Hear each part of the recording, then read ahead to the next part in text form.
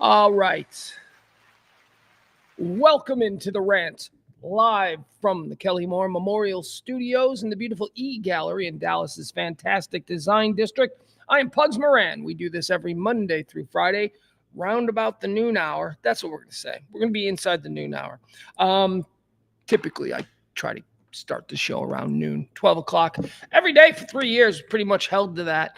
It's getting harder and harder as I become busier and busier in my day, but I appreciate you.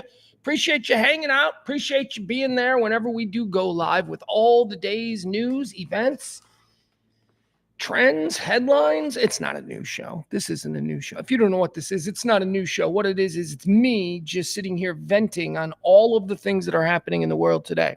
I wake up early. Today I woke up real early. I was up at 6 o'clock this morning. Dog's got the barfs.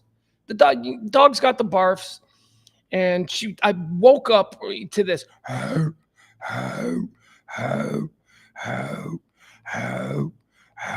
I'm like, oh my God, like from a dead sleep. Boom, I'm up and I'm looking at her and she's at the door and I sleep with my door closed because I don't want the monsters to come in.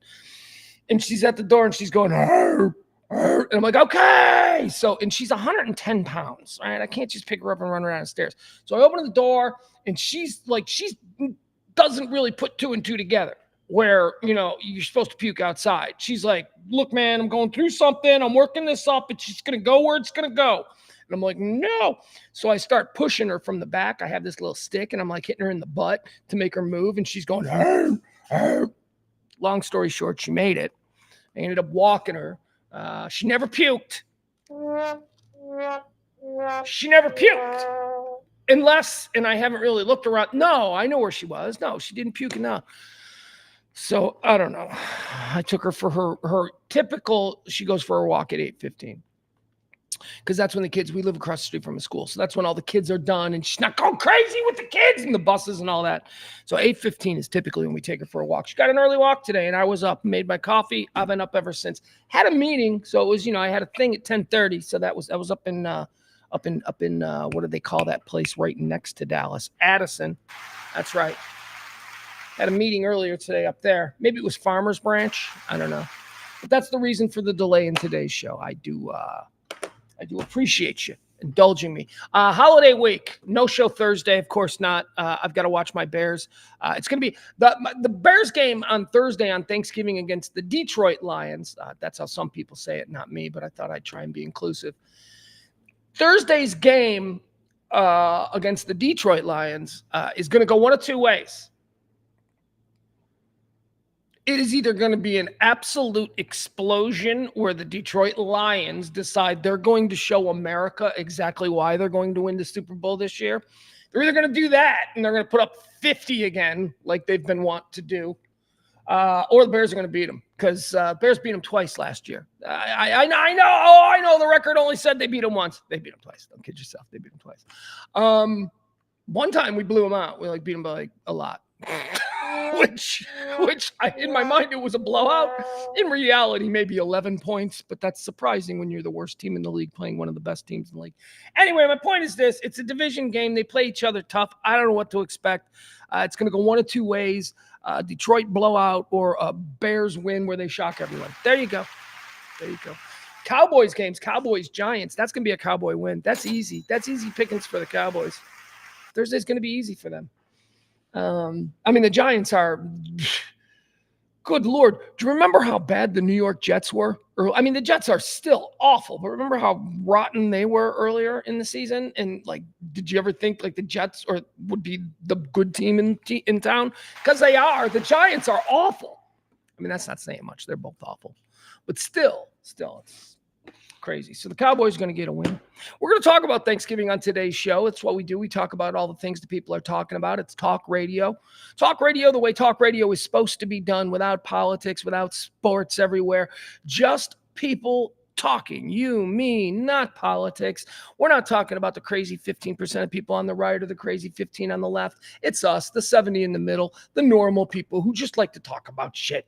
And you know what? If one of us has an opinion that the other doesn't like, we're not calling the authorities and getting them on a list. That's not what we do. We're normal people here. Every day for 3 years, we've been doing this show. Hi, sports fans. sports bras, I meant. I said sports fans tried to play it off. We got a lot of stuff going on here in 2025. We just get through this holiday season where we're trying to get the studio up and running and, big grand opening and all that kind of stuff. Lot of plans. Had a really good meeting today with people about Radio Misfits Dallas. So stay tuned. 2025. Here we go. Speaking of which, there is CC. Sports Bras are going to be a part of it. Just so you guys know. I like them. They're funny. They make me laugh. We got another really cool secret show that we're going to be debuting here, Radio Misfits Dallas. Gotta get the paperwork in order and all that stuff. But I can't mention that one because that's gonna be a cool one, and it's a name. Not that the sports bras aren't names. Come on. No, but I mean, I want to make sure before we say that. So a whole lot coming here at Radio Misfits Dallas, radiomisfits.com. Of course, our parent company, your one-stop shop for all things podcasting. They got all kinds of fun stuff there. Anything you could need.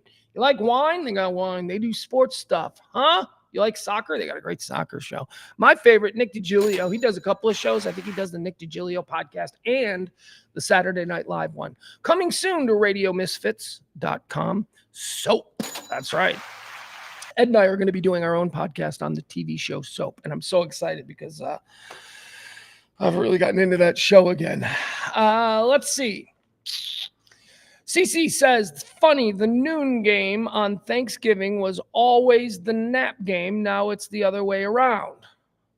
Yeah, I don't know what kind of inbred family you come from, but there was no game on Thanksgiving in my household that was sleep through. Hey, you watched both games. What do you mean you only watched one? There was one. I mean, I guess, well, okay, so you it's unfair. You're a Cowboy fan. You grew up a Cowboy fan. You played every Thanksgiving. So, of course, the second game was going to be more important to you. But I bet you people from Detroit in the Midwest or, Green Bay or Chicago or any of the cities that, always seem to play Detroit on Thanksgiving. It always seems to be a division game. I bet they disagree. I don't know.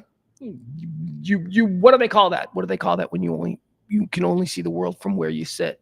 What is that called? That's called something. Smart people know. Help us out. Who else do we got? Texas Ranger says hi, Pugs. I think that's Frankie. I think that's Frankie using a different name, but that's okay. I went hard on Frankie yesterday. Well, I go hard on Frankie all the time because we go back and we can do that. Peter is here. Hi, Peter. Peter, I got your sign right here. It's not plugged in. I'm sorry. I got to figure out a way to make sure that the camera can pick it up. But right now I'm struggling with that. We got Adam. Adam's here. Al is here. This show runs on your gratuities, your thank yous, your tips. If you like something you hear, if you appreciate this kind of talk radio, the kind you can't get anywhere else because they don't let you have it, you can drop a little tip. And when you do drop a tip, if you do tip the most of anybody else on any given show, you will be the next day's executive producer. Okay? It's not that hard. We average like half a tip a show. Okay? How's that? That's kind of true. We average maybe half a tip a show because some days we'll get 3 and then we'll go a week with nothing. And then we'll get it comes out. So, you want to drop in, you'll get a chance to be the executive producer. Not that it's any great thing. Doesn't come with any cool toys or anything, just my ongoing appreciation. Kimberly is today's executive producer. Thank you so much. If you want to be tomorrow's executive producer, thank you, Kimberly.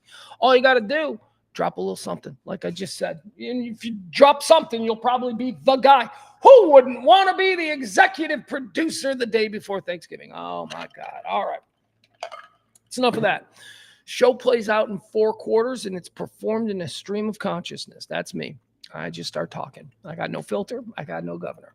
I got nobody else to talk to except you. I'll one way, or I guess it's sort of 2-way. I will interact with y'all in the chat room, but that's about it. Everything else is just, what am I thinking now? Say it. We do the show in 4 quarters, thus to sort of keep myself hemmed in, if you will, so I don't go spinning off into all kinds of stupid shit. First quarter, we call it Antecedently on This Day. It's just a look back at the day's events from history.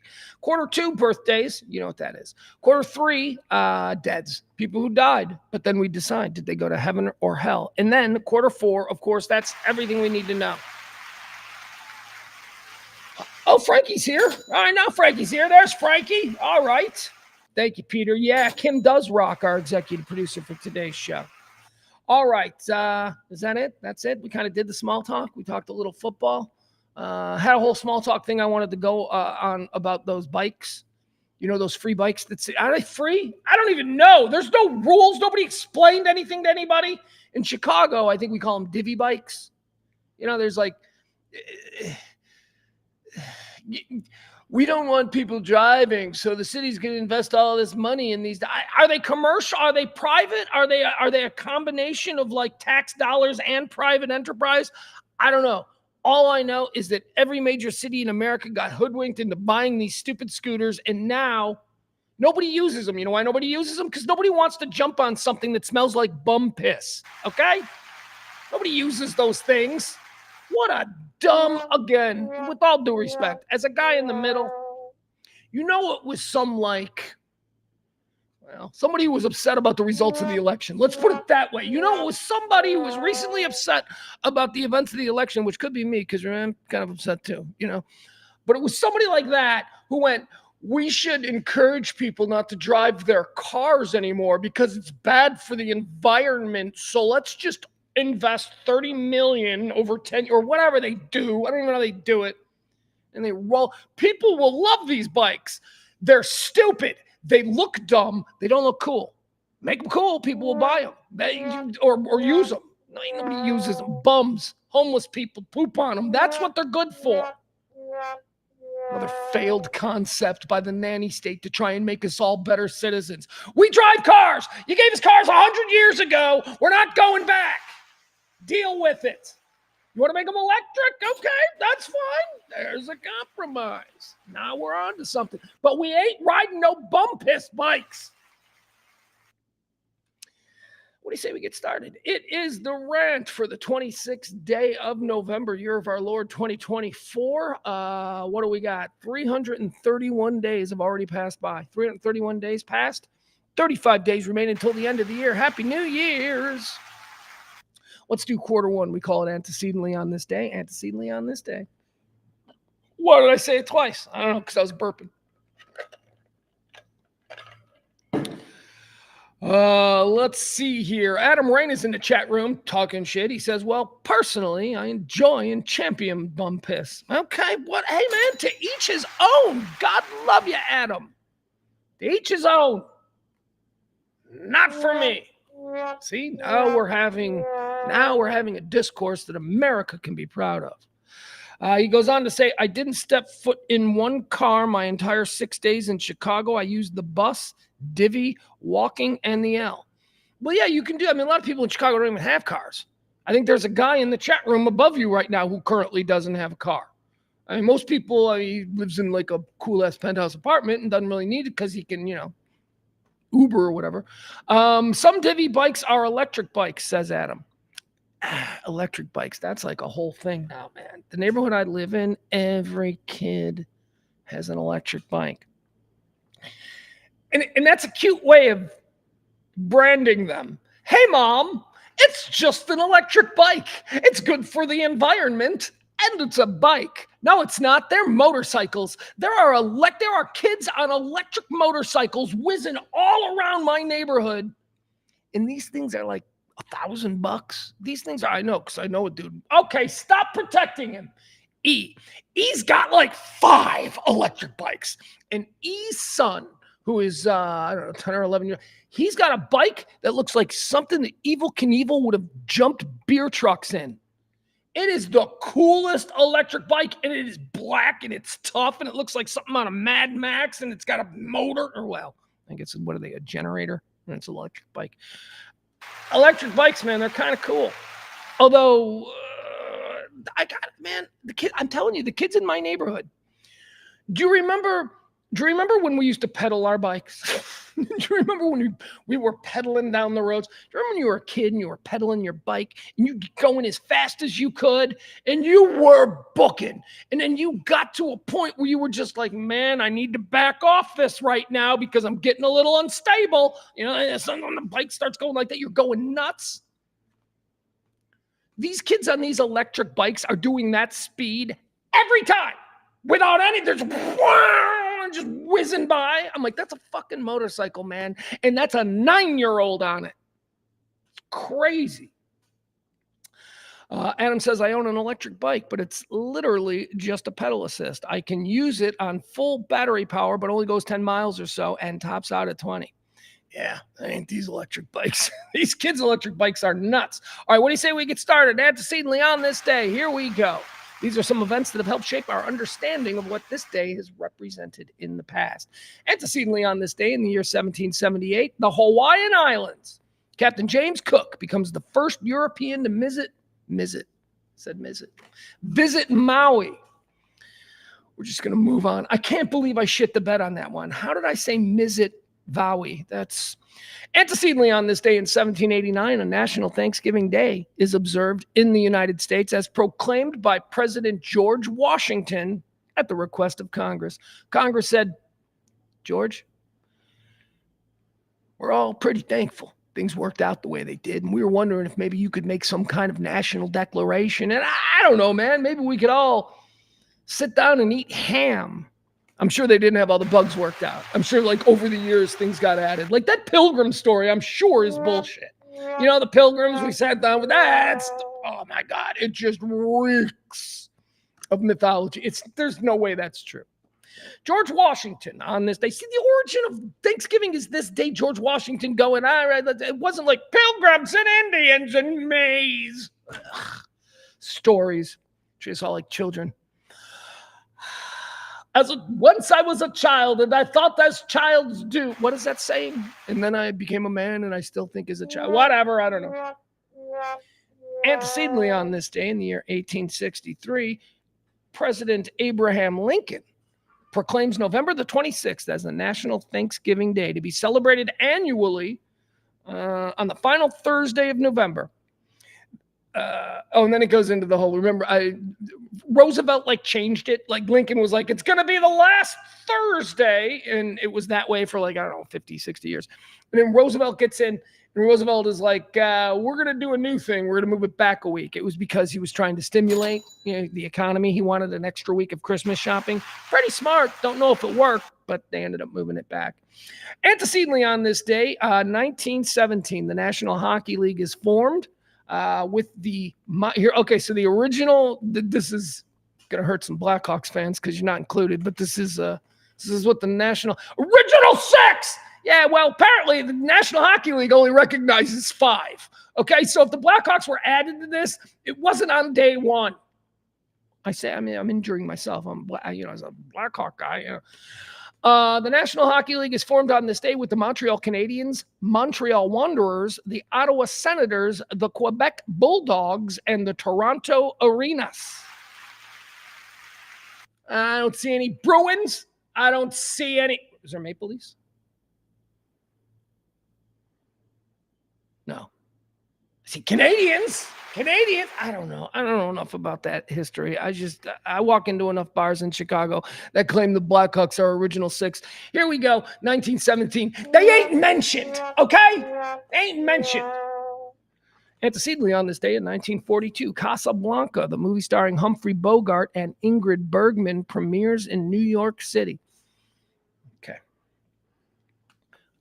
Casablanca. Ready for this? I don't. Maybe you too. I don't know. But just from me, because you think like I watch everything, I see everything. Never saw Casablanca. Don't need to. I feel like it's so pervasive in the popular culture of the era I grew up in. I mean, I think I saw a Woody Allen movie that was like a full-on parody of it, but I didn't actually see it. You know why? You want to know why? Here's the one. I'll tell you why. Humphrey Bogart gave me the creeps.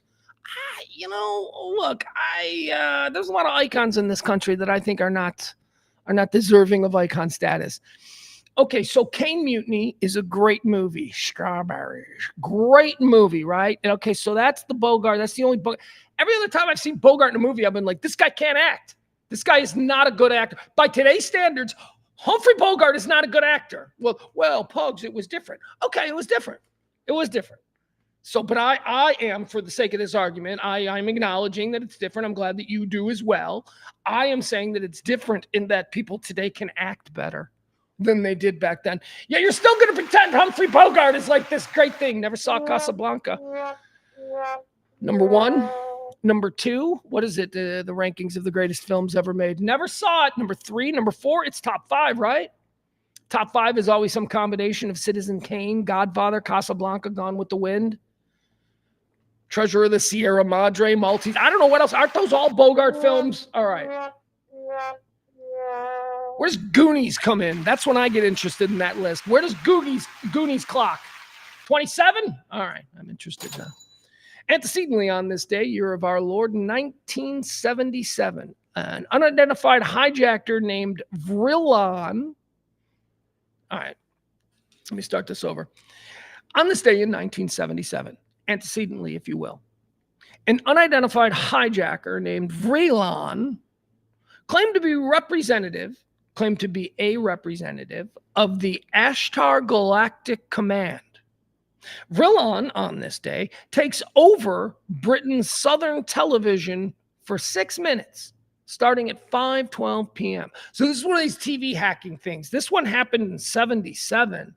There was the more famous one happened in Chicago during Doctor Who. But let's check this out. Let's see what this was. Now, remember, this is an interruption of a broadcast in England by somebody using technology to hack into the signal. And then what is this person doing? He's pretending to be a representative from a space alien race, and he is telling us that we are all going to be destroyed. Okay, so let's see what this looks like. Again, this is from this day in 1977.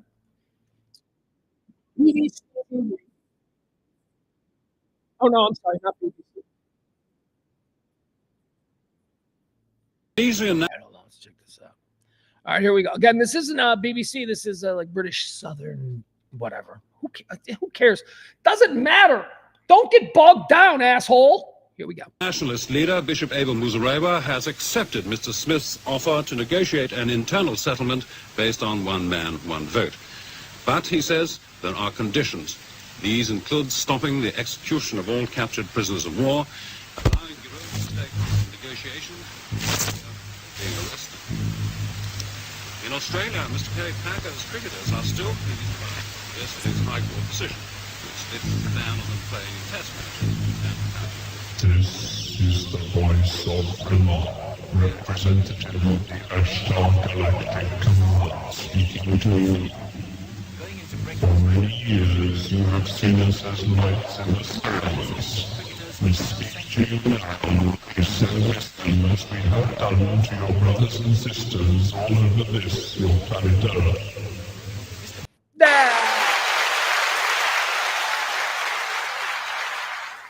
We're good. We're good. We don't need any. That was really loud. Sorry about that. Okay, so first of all, if you are a representative, did you guys just hear that? Play that back. If you're on YouTube or whatever, you play it. But I was like, if you are a representative,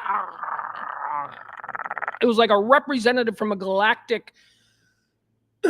Something started speaking through me. You'd have better technology, is my point. Okay, you'd have better technology, right? You wouldn't be so ham-fisted. We could barely understand him if you truly were. So there you go. That guy failed. We don't need the guy who did it on WTTW in Chicago. Early 87, I think it was. He broke in during Doctor Who, and he was Max Headroom, and he was name checking local celebrities, and he was doing S&M bondage, and he was getting hit in the butt. It was awesome. It was the way these things should be done. That guy in England, you couldn't even understand the message. What is the point of that? All right, moving on. That was antecedently on this day in 1977. Antecedently on this day in the year 2000. George W. Bush is certified the winner of the Florida election by Katherine Harris. He would go on to win the United States presidential election despite losing his popular vote. Yeah, but remember, it wasn't over here. This isn't when this ushered in after wait. Yeah, no, it was after this. It was after this. The Hanging Chads came next, right? It was Katherine Harris certified the Florida election, giving it to Bush. Then they wanted a recount, and it was the Hanging Chads came with the there you go. Antecedently on this day, 2000, all that nonsense took place. How about antecedently in 2008 on this day? This is a freaky one. This is one that I remember vividly. It was, this happened on like the Wednesday before Thanksgiving. It was on this day in 2008, the Mumbai attacks, a series of terrorist attacks killing approximately 175 citizens by 10 members of the Lashkar-e-Taiba, a Pakistani-based extremist Islamist terrorist organization. So this is the Wednesday evening this all went down, the Wednesday, maybe afternoon, but I was watching it all night on the news. Before Thanksgiving, I had gone to DFW to pick up my mom. My mom had come into town for Thanksgiving, and I was driving back, and I'm listening to all this coverage on the radio because I'd heard about it. I got home.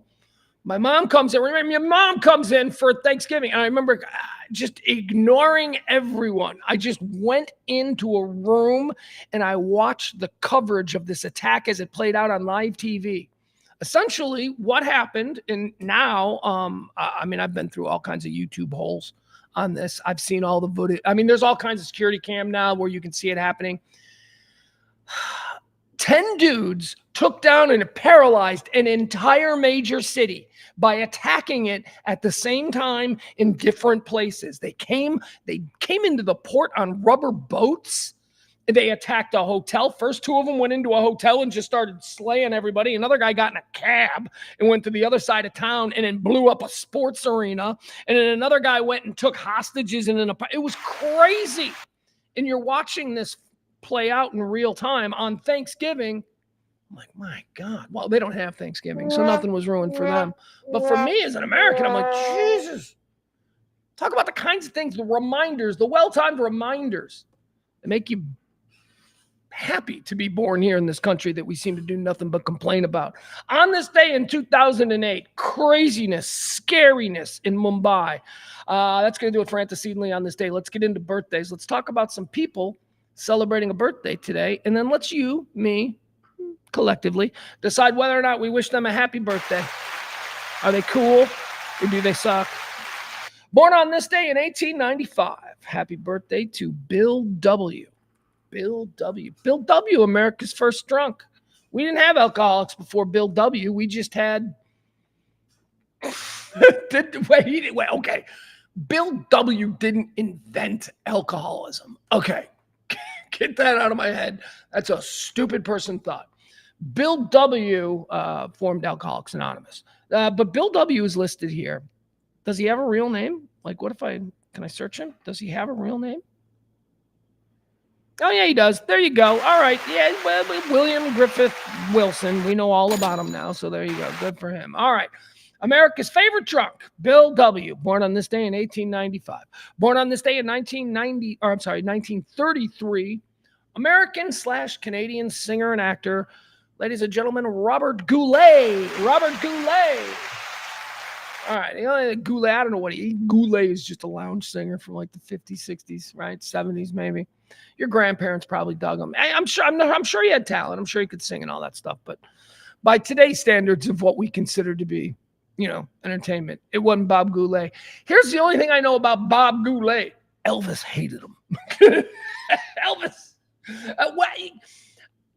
Okay, so I've always been interested in this aspect of Elvis's character, which was reported extensively by the Memphis Mafia. Those are Elvis's handlers. Those are his boys, his crew, his entourage, known as the Memphis Mafia. A number of books have noted that Elvis, famous for shooting out TVs. But did anybody ever ask why was he shooting out TVs? Elvis apparently shot out TVs whenever he saw Robert Goulet on TV. Man, I hate Bob Goulet. I mean, that's a famous scene from one of the many Elvis films where he blows out the TV because Bob Goulet comes on. All right, so that's what's been written about in books. What is the supposed truth? Well, Bob Goulet himself, when asked over the years, why did Elvis hate you so much? Bob Goulet has always been stumped by this. He was always like, I thought Elvis and I were friends. I don't know. We were actually pretty good friends. We traveled together, and our girlfriends were friends. And so whether or not it was specifically Bob Goulet, we don't know. But that is a fun pop culture myth that took up steam. Members of the Memphis Mafia, Red, what was his name? I heard it in that interview he did.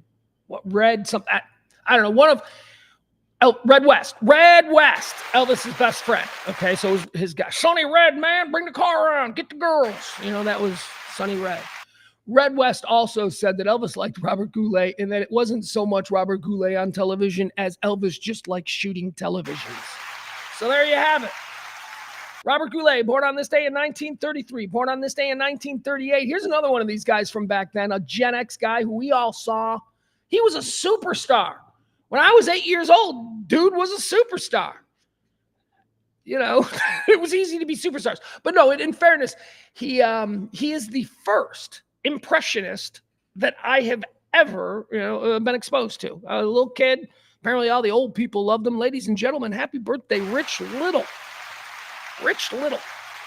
Remember that guy from the 70s? He was everywhere. TV commercials, movies, TV shows, game shows. Johnny Carson loved him. Rich Little. Rich Little's act. I mean, I can't remember. I just remember, did he just come out and be like, now I'm going to do, or was it more, well, let's take a look. Here's what I got. It's a week of Thanksgiving. Let's spread out. Let's have a little fun. I want to watch this. We got a clip here from The Tonight Show in 1973. Let's all of us sit here and watch Rich Little on The Tonight Show from 1973 and try and figure out if we like him or not.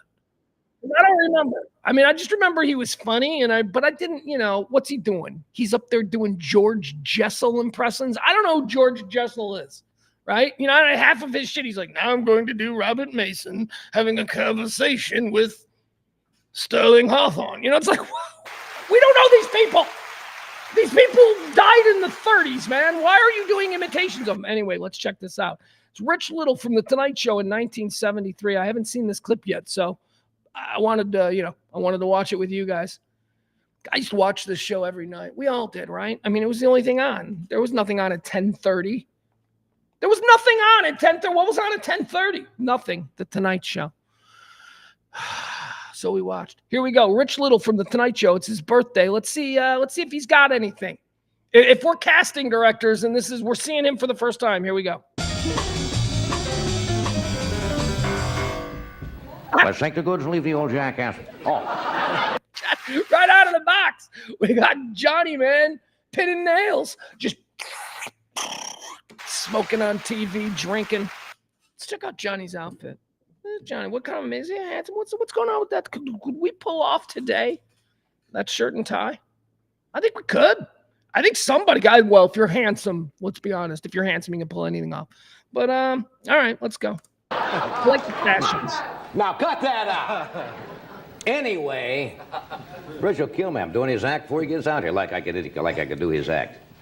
He's probably truly the best impressionist and one of the best sense of humor in our business. He will be appearing in Peoria on the 14th. I suppose that's Peoria, Illinois. I did want to mention, make a story.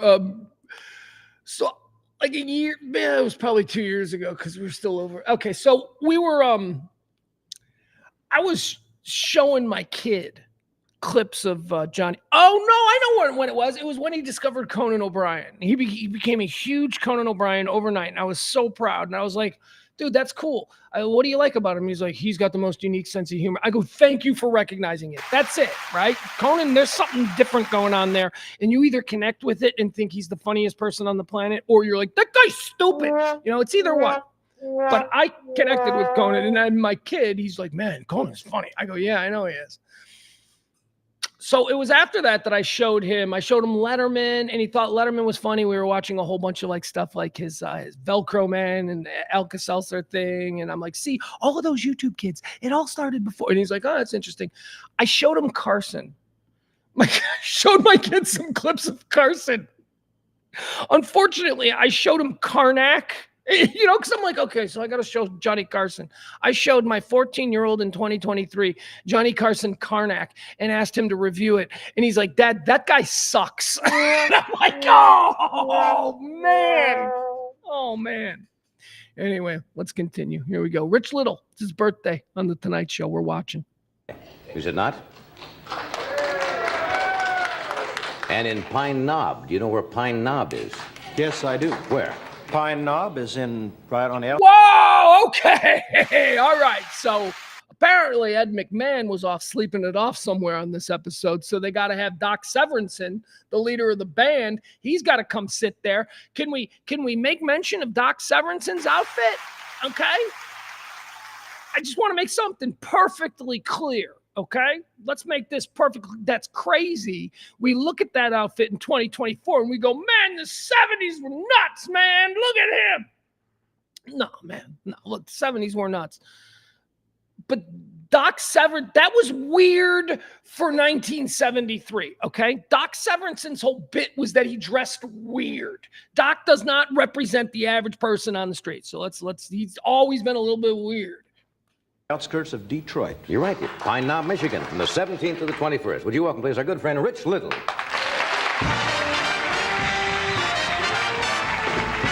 Frankie in the chat room, he says, Johnny apparently was a big jerk to people because his mother was a weirdo to him and withheld love and didn't think Johnny was a success. Frankie's 100% right. Johnny Carson was an asshole. Johnny Carson was one of the most legendary jerk-offs in Hollywood history. He was cruel to people. He was mean to people. He was a bad drunk. Johnny Carson had a serious drinking problem. He used to get DUIs all the time. Johnny Carson got a bunch of DUIs. Think of how many DUIs Johnny Carson, the most famous person in America, got out of. How many times a cop went, hey, Johnny, it's so great to meet you. 5 times they didn't fall for this shit. Johnny was a drunk. David Letterman famously said in his interview with Oprah, a big one-on-one thing about 10 years ago, David talked about his love for Johnny and how Johnny was his mentor and Johnny did everything. But he even said, boy, oh boy, you wanted to get out. You had dinner with Johnny. You wanted to leave right after dinner because once Johnny had his second drink, nobody, and it didn't matter who you were. You didn't want to be around him. He was mean. He was mean. And Frank is right. A lot of it has to do with his mother. Johnny Carson's mother was a psycho. His mother was awful. Just a mean, cruel, abusive, mentally and physically psycho. And, that's what entertainment is. America fell in love with the act that Johnny Carson created. Johnny Carson knew what a piece of shit he was, so he worked very hard to create this guy. It was an act. It was an act. And it worked because Johnny Carson is beloved by people everywhere. I mean, he's an icon. He's a god. But, when you overturn that stone and you start to learn a little bit more than just the television perception of him, you're like, holy shit, that guy's an asshole.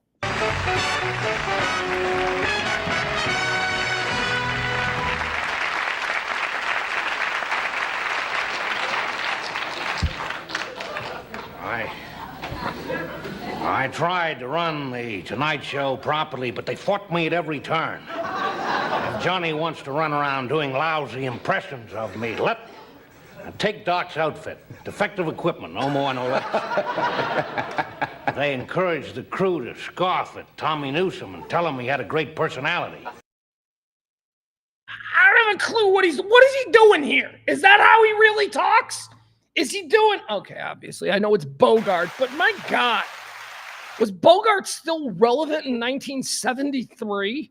I mean, this guy's out here doing Bogart. He should be doing David Crosby. He should be doing John Lennon. He's out here doing Bogart.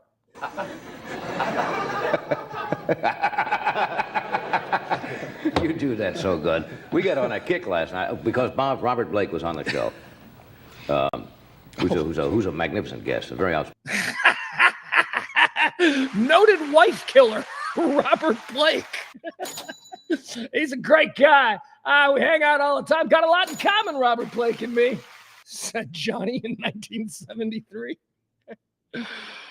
Spoken honest guy, and he played the little boy.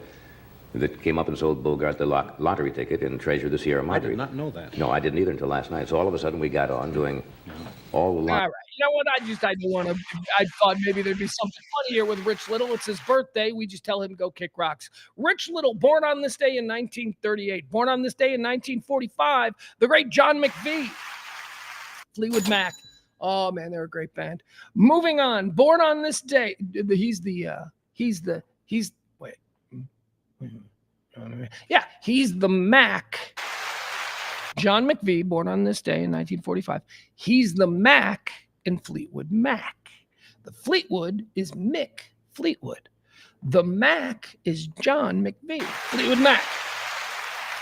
Born on this day in 1945. Born on this day in 1969, Sean Kemp, the Rain Man. You remember Sean Kemp? Sean Kemp was one of the youngest people ever to play in the NBA. This was, of course, a couple of years before it started to become routine for people to jump from high school to college, or I'm sorry, from high school to the pros and skip college.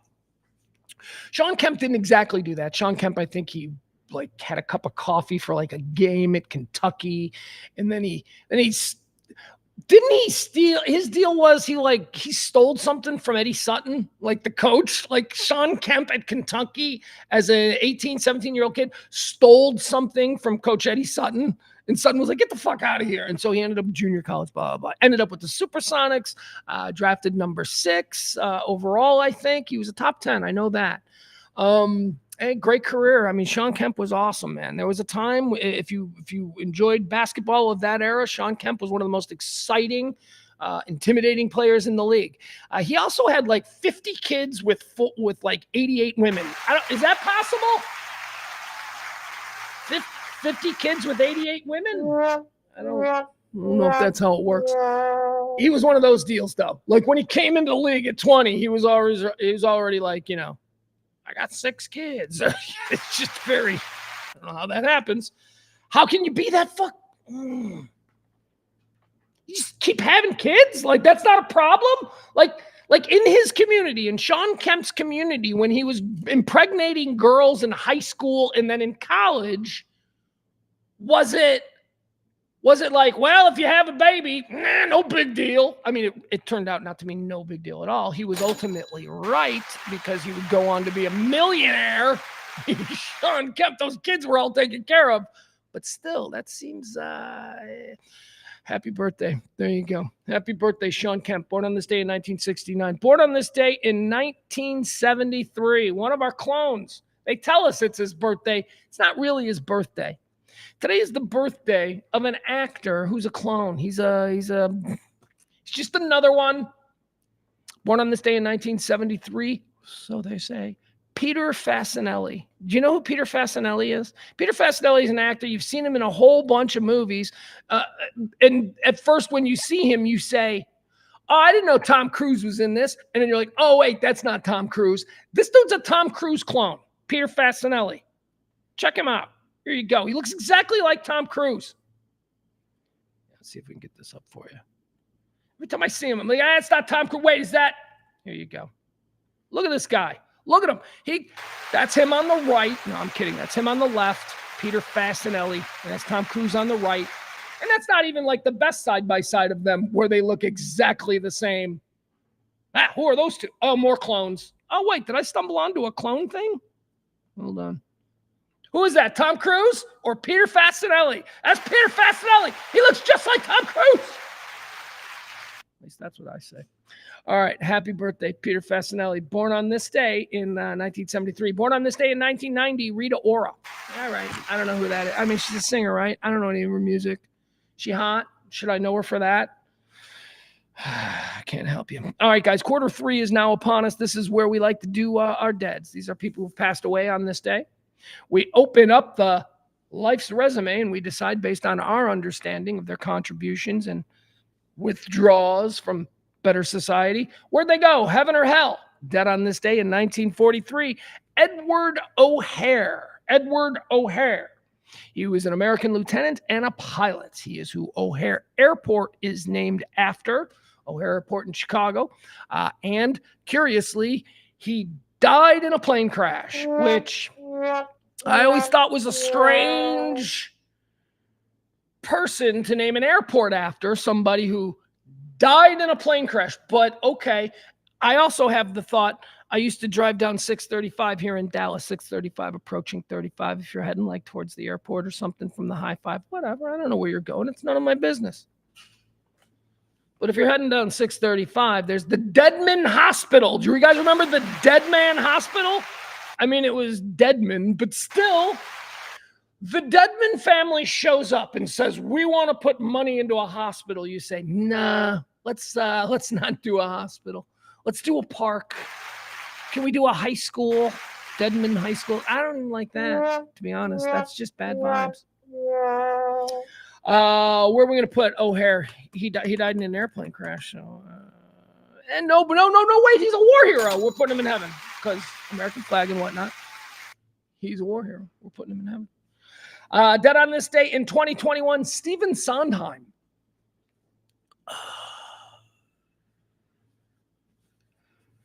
I had to mention him because I know he's famous, but why? Sometimes I get Stephen Sondheim confused with Steven Soderbergh. And I'm like, wait, which one does the stuff I hate and which one does the stuff I like? Because one of them does stuff I like and one of them does stuff I hate. Turns out Soderbergh does the stuff I like. He's a filmmaker. And this guy, Stephen Sondheim, he makes like fruity musicals. Right? And did he do Cats? I don't know what he did. He's one of these Andrew Lloyd Webber types. Do I have this correctly? I mean, look, the whole reason I know nothing about him is because he excels in an area that I have zero interest in. So that's going to do it, folks. We're putting him in hell because he doesn't interest me. Wow, really? That's why I'm putting him in hell? I'm a damaged, broken man. Adam says, I like Sondheim, but man, some people love him. Yeah, I know. That's why I know the name. I'm like, yeah. I don't know. What does he do? What fruity, awful musical. You know, I hate all musicals. I refuse to watch them. All right. Musicals. Strangely enough, I really liked La La Land. I really did. I thought that was a pretty entertaining movie. I think I ate it on I think it was like one of the first time I had like real legal edibles back when they first legalized them in Illinois about 5 years ago. I think that's when I first saw La La Land. And I remember really liking it. I remember just being like, yeah, okay, more music. I usually don't like this, but I like that one. Saw Grease as a kid. But, I'm the guy I like the dialogue in Grease. They start dancing on cars, and I'm like, oh, God. Can we just... I used to love the Drew Carey show, except for like twice a year when they do, it's our musical show. I'm like, no, don't want that, Drew Carey. I just don't like musicals. I don't even know anything Sondheim has done. Marnie says, if he's responsible for Cats, we should put him in hell. I don't think so. I think that's Lloyd Webber. I think Webber is, I don't know what Sondheim does. Phantom of the Opera, that's probably Lloyd Webber too. Maybe Sondheim does stuff I like. Maybe Sondheim isn't even it's musicals, right? Because I'm like, well, no, wait a second, hold on. Maybe he does plays. Because I do like plays. Sam Shepard all the way. David Mamet, let's go. But musicals, nah. I don't want to do anything with that. No, thank you. All right, Stephen Sondheim, I'm putting him in hell because he doesn't interest me. Isn't that fun? All right, let's get into everything that we need to do today, all the stuff you need to know, the hot topics, the current events, the trends, all of that good stuff. One more time, I'd like to thank our executive producer of today's show, the lovely and talented Kimberly. Thank you so much, Kimberly. You are the best. You are the best. I'm not going to say it. Never mind. Writing a musical. I just decided in the last 45 seconds that, and I'm writing a musical about Kimberly. CC can't stand me. Nobody can name one fucking Sondheim. It's like I put these things out there. I launch them like balloons. Hey, does anybody know anything Sondheim did? I did like 5 minutes, and then I fill, blah, blah, blah, hoping that somebody goes, oh, I'm going to help Pugs out, and I'm going to name one fucking Sondheim thing. But no, too late.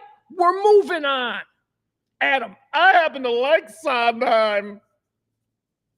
That's me. I'm tweaking my nipples like I imagine Adam does. I like Sondheim. I like musicals. No surprise. No surprise. I'm just kidding. I don't even think Adam likes musicals. I think I said that I hate them. And so Adam, I like Sondheim. I think he was just doing that contrarian thing, that contrarian lane that he lives in. All right, let's go. Thank you to Kimberly. She is our executive producer, and she is one wang bang dilly of a gal. Wish her a Thanksgiving. If you want to be the executive producer on tomorrow's show, you can, do that thing, tip, whatever. I hate this part of the deal, but whatever. It's how I've been able to keep going. Can't believe we've kept this show on the air. Can't believe it. You sons of bitches, you're nothing but enablers. I should be doing other things. I should be working in a coal mine. I should be going downtown. I should be working in a coal mine. All right, let's talk about all of the day's news. Top story. What is the top story? Israel. Did we get anything new on Israel? Hold on.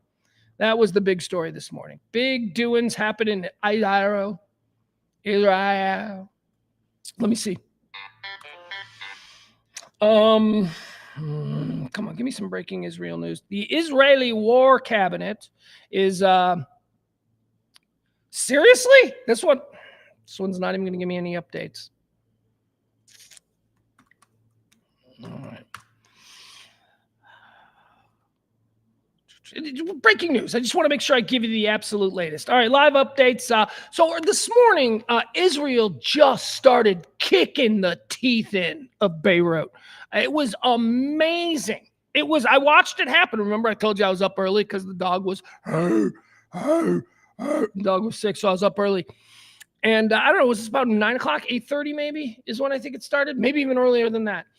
Israel dropped 20 bombs in like a minute on downtown Beirut. Now, I've been watching a lot of this stuff. They've got cams set up all over here. You can go online. You can go to YouTube. They've got plenty of Beirut cams.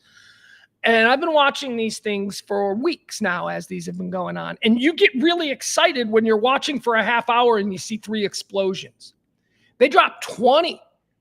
20 missile explosions in this morning. Boom, boom. I mean, I'm watching this in real time and I'm thinking, here we go. This is an escalation. It's on now.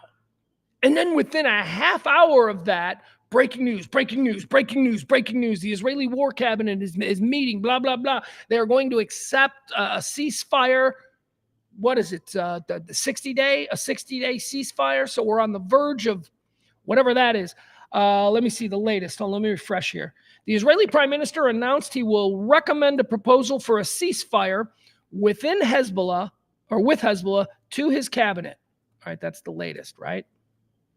Let me see if I get more context on this. Israeli Prime Minister Benjamin Netanyahu has announced he will recommend a proposal for a ceasefire with Hezbollah to his cabinet for approval, setting the stage for an end to nearly 14 months of fighting. Okay, so I don't know. That's all the details I have on that. I've been watching it all morning. Here's what that means. It's good for a couple of reasons, and give credit begrudgingly, if you will, where credit is due. But this is highly due to all of the work that the State Department has done. The United States State Department. They're being given credit for it. I mean, it's not like, oh, Pugs, no, I'm not. No, I made fun of Blinken the whole time. He's going back and forth. He's doing this shit. They get a ceasefire. This is going to be a ceasefire that was heavily influenced by the current State Department. Now, this is also really good for Trump. Trump wants this. You're not going to hear Trump saying shit or tweeting shit like, Biden and this ceasefire is no. You're not going to hear that because Trump doesn't want to take office with this mess on his plate. He would very willingly give Biden and the Blinken and this current State Department, whatever credit or wherever you get credit for this kind of thing, credit for this if it means that he can take the oath of office and not have to be completely focused on Israel. That's so, this is a good thing if we can get this over with. Really? Oh, really, Pugs? Is it a good thing if we can get this over with? Do you think it would be a good thing if the Israeli-Hamas conflict stopped? Okay, that's good. Thank you for being original. 25% tariffs against Canada and Mexico. Trump's funny. He's the best. I mean, he's the worst. Don't get me wrong, but he's also the best. People freaking out, man. He knows how to throw red meat to the lions. He does. Did he say this yesterday on like social media or something? He's gonna levy a 25% tax against Mexico and Canada, right? So of course, everybody on the left, they start going nuts. I figured this guy out. I pegged him on Gates. I pegged him on all these cabinet choices. I figured this guy out. He's not a politician. He doesn't give a fuck what the response to the float is. A politician, when an idea gets floated and the reaction is negative, a politician changes completely. No, he's a businessman. He's a boardroom warrior. He is negotiating, not in the way that a politician does, but in a way that a fucking crazy man who's got 10 bankruptcies might. Might it work on this level? Let's roll the dice, baby. Let's go. It might. This dude. So what he knows there's no such thing as a 25% tax on Canada, tariff on Canada and Mexico. He knows what that would do. Everybody knows what that would do. That would be really bad. But him throwing that out there during transition when he's not even in office yet, that's a signal. That's a signal to Mexico and to Canada that he gonna want to talk to you. Let's start the negotiation. It's a negotiating tactic. Like trying to, he never wanted Matt Gaetz, and he knew Matt Gaetz would never get confirmed. But when you start with Matt Gaetz, you get the opposition back on their heels immediately. They're like, what? Is he serious? Smart players would have looked at Trump's Matt Gaetz and gone, all right, really? We'll see how that plays. Instead of just, making their speeches and freaking out and say he wasn't serious about Gaetz. He knew Gaetz would never get confirmed, even in a Senate that is led by Republicans. Republicans hate Matt Gaetz. He got Republicans like McCarthy. Yeah, some of them do. I know you'll call them rhinos or whatever. Boy, a lot of rank and file Republicans like Kevin McCarthy. Matt Gaetz was not going to get approved by a Republican Senate. And Trump knew this, but you start the negotiating. He's a businessman. He's a crazy fucking businessman. We've never had this. Honestly, we've never had this. We're going to see a different Trump this term as far as doing those kinds of things than we did the first time, because the first time he was solely focused on getting reelected and maintaining his base, keeping his base stoked up, keeping crazy shit. Now he's got 4 years to do whatever the hell he wants. I do not believe that all the crazy stuff and that he was, I love these people. These are my people. I mean, that's all bullshit. Those people that he loves so much are people that he used to have physically removed from the lobby of his hotels. This is not. Normal people were not allowed to just rummage through the Trump hotels. I don't know if you know this. They were very strict with security. The same went for Trump Tower in New York before he became a presidential candidate. You couldn't just walk in off the street and loiter around there and take pictures. They would kick your ass out because Trump's image was always elite. It was always the best. Didn't want some tourist hillbilly in a fucking ball cap wandering around the lobby of his Taj Mahal in Atlantic City, not spending any money. That dude would be booted. So I think that all of that shit that we've seen from Trump, all the stuff that, all the worst people on the 15% on the right, all the things that appeal to that crazy, I don't think that's really him. I really don't. I don't think he's a particularly good person, but I don't think he's that person. And quite frankly, man, I'm watching what's happening here in the transition, and I am not freaking out. I'm like, let's go. Let's see what he can do. Because there is an awful lot of bullshit in this country. And we've got a couple of things that we'll talk about coming up. And I say all this, and I hope you understand, and I hope some of you who are Trump people, I hope you recognize that I am somebody who hates Trump, who thinks that he's a criminal, right? But I'm saying this stuff because I'm a moderate, because I'm not a crazy person, because I'm not, America's going to fall. Stop it. Stop it. We're going to make it. We've survived. I was going to say we've survived worse, but I'm thinking of other presidents that would have troubled me as much, and the behavior that would have, I don't know, Kennedy was kind of a swinging dick, wasn't he? But I don't know. Anyway, in response to Trump's tariff, Mexican president, and by the way, this is the greatest name, the president of Mexico.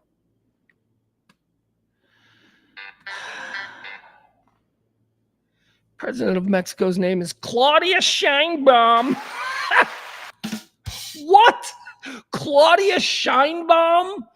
Claudia Sheinbaum sounds like a New York therapist. Said Claudia Sheinbaum. She doesn't sound like Claudia Sheinbaum? The Mexican people elected a Sheinbaum. It's not just that she's a woman, she's Jewish, and she doesn't sound like she's ever been to Mexico. That's the president of Mexico. Mexican President Claudia Sheinbaum says Mexico could retaliate with tariffs of its own after President-elect Donald Trump threatened to impose a 25% tariff on Mexican goods if the country doesn't stop the flow of drugs and migrants across the border. Okay, so that's what you're saying to Mexico. 25% tariffs if you don't stop with the drugs and migrants. What are we saying to Canada? What's the reason for the 25% for Canada? Hey, 25% tariffs if you don't stop sending us your comedians and bad, heavy, skunky beer. Let's talk about Russia because we got things going on in Russia as well. Russia.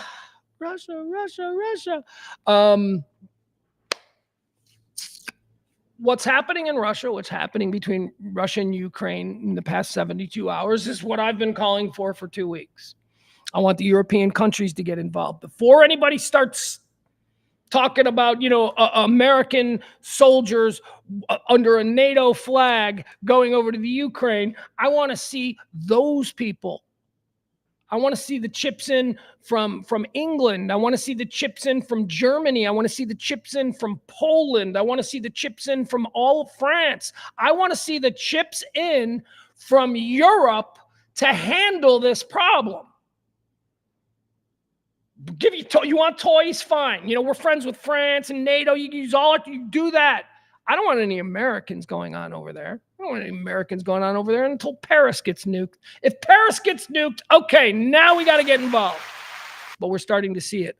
British soldiers, French troops, and the Strato Fortress bomber from the UK fleets are now buzzing Russia in a show of force as NATO chief warns Europe to brace for total war with Putin. NATO chief, brace for total war with Putin. Let's get involved, Europe. This is good. The jets bravely flew over one of Mad Vlad's most militarized. This is from the Sun in the line. Anyway, I don't need that. The move comes after a senior NATO chief warned that Europe must prepare for total war with Putin as nations are stepping up both military and civilian defenses amid rising tensions. There you go. Okay. Good job, Brits. Get in there, mix it up, start mixing it up. Yeah, well, if you need us. Well, I don't know. We ain't going to show. Look, brother, you guys need to start now because we got a new president coming in, and I don't think there's any chance. You might be fighting against us. We might be sending troops to the other side. Wouldn't that be a reason to leave the country? Thanksgiving travel. That's a big story. Everybody's talking about that. Do you have plans for Thanksgiving? Thanksgiving travel. Guess what, guys? Guess what? Did you know that this weekend is going to be the busiest travel weekend in history? It's going to be busier than any weekend in history. And then in a couple weeks over Christmas, it's going to be the biggest trip. We keep breaking records. We just keep breaking records. Every single Thanksgiving holiday travel weekend that didn't concern a pandemic is the biggest holiday weekend. Air carriers are bracing themselves for what will be the busiest. Oh, shut up. Shut up. We know that it's busy. Stop trying to dazzle us with, no, this one's special. The next one's going to be special too, because 3 more people will travel next time. I'm tired of this stuff. We're all constantly being manipulated by our emotions are constantly being, look, you better leave extra early for your airplane on Thanksgiving Eve because it's going to be busy. Yeah, anybody leaving on Thanksgiving Eve already knows it's going to be fucking busy. I don't need you, Hoda, on the morning show getting me even more ginned up, okay? Drink your wine and shut up, beautiful. Thanksgiving travel is cranking up. Will the weather cooperate? Oh, you don't say. We're going to have some weather in November throughout like 70% of the country. Really? The Thanksgiving holiday rush neared its full stride as U.S. airports Tuesday, putting travelers' patience to the test. The Transportation Security Administration expected to screen more than 2.8 million people. I don't care, whatever. They're busy. It's going to be busy. Hey guys, gather around. This is serious talk. Are you traveling? I'm going to give you all kinds of tips. It's not what you're here for, and you don't need me because you're not a moron. Tips. You know, you've done it before. Oh, look, there it is. AAA, 2.3 million people to travel by bus, train, or take a cruise. Who's going cruising on Thanksgiving?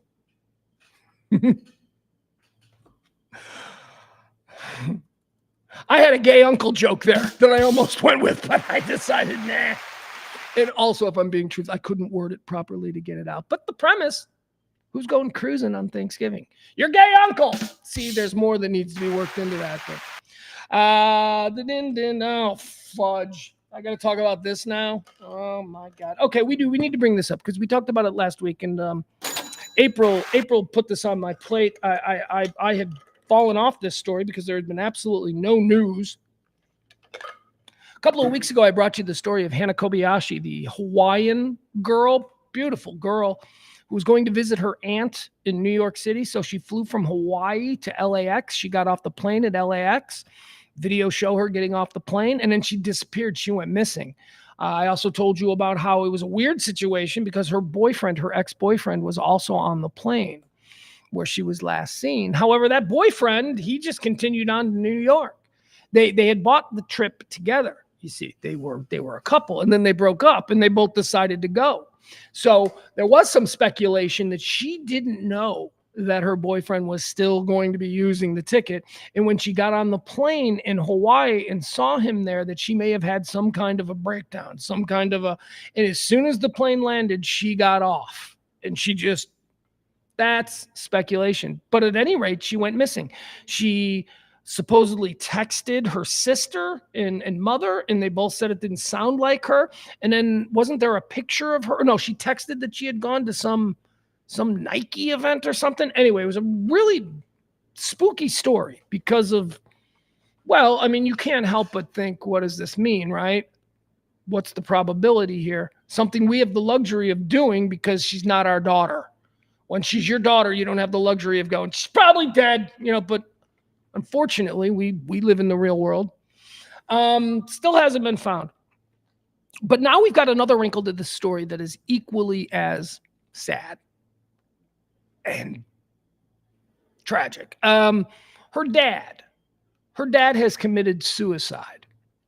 Her father, Hana Kobayashi's father, Ryan Kobayashi, apparently it's not that they were estranged, but apparently he wasn't around when she was growing up, and he had only recently reconnected with her. And, they lived there in Hawaii together, and she came to LA and disappeared. And then, like, after a week of everybody searching for him, her father, Ryan Kobayashi, decided to come to LA, and he was going to search for his daughter. And he was going on TV. I saw the dude on what was it? Not Newsmax, not Newsmax. No, News Nation. I think I saw him on. A man who was searching for his daughter. Sad, right? You've got empathy. You're like, come on, man, don't give up. And he's like, I'm not going to give up. I lost too many years when she was young. And he's like, I'm going to find her. Well, he killed himself after a week in LA looking for his missing daughter. I think it's probably clear that he had come to a determination in his head and decided that he didn't want to go on. So incredibly sad story. Still no word, no news, no nothing. Hana Kobayashi still missing. And now her father is dead. Okay, that's very sad. So let's move on. See, we can try and be well-rounded on this show. I can be performatively rageful when needed. And I think we can bring it down. We can bring it down to an all-skate, couples only, if we need to, like we just did there. Okay, so I want to talk about this. This is a good one. Is everybody gathered? Let me look at the people I have in the chat room here. Jesus, what is going on? Why do we have such a small chat room today? You people are not sharing. Like one person shares like every 3 days. You know what I'm saying? I'll see it and I'll be like, oh, that's nice. Come on, man.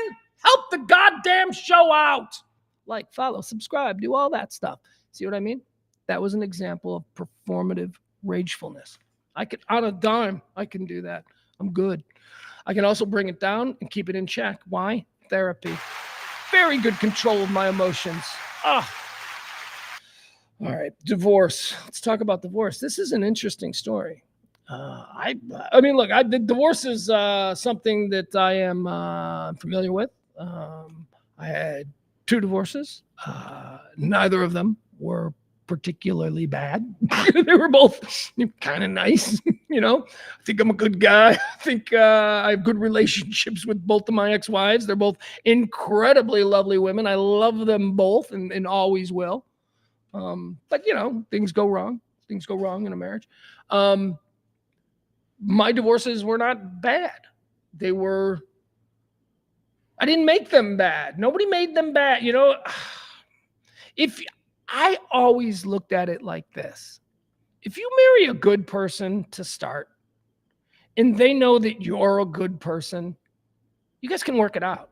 It's when you marry an asshole or it's when you marry a bitch, that's when you ought to start being worried because you created another person with that genetic code, So, I always look for people who have divorces that are like, man, you know what? We used to love each other, but this is just not working. And maybe you have kids, maybe you don't. I know it's different if there's a betrayal, but again, if there's a betrayal to a level that leads to this kind of thing, then I'd say then you married probably not a good person. Because in neither of my relationships that ended, it wasn't because of betrayal or it wasn't because of, cheating would be betrayal. It wasn't because of any of that stuff. It was other things. It was, can we be honest? It was me. I'm kind of a moody guy. I'm kind of, all up in my depression and not all the time fun to be with and would just kind of like to be left alone for months at a time. You live here with me? Leave me alone. It's not good, but I know who I am. So I know that I will never have to deal with divorce again. That is not to say that I will never be in a long-term committed relationship because I look forward to having any number of those. Romantically, I'm not an optimist. I assume that I will have at least 3 or 4 more really good relationships that will fail terribly. But whatever. It's about the beginnings. It ain't about the ends. That's what I say. I want the beginnings. But divorce is something that is being talked about today because there may be changes coming to divorce. The no-fault divorce is under attack. Why? Because far-right and Christian groups and create J.D. Vance. Can we just be honest? This is something that J.D. Vance campaigned on when he was going around the country. And when he was with specifically, like far-right, Bible, we dance with snakes in our way, with those people, he would go into this. And it doesn't appear that he is backing off.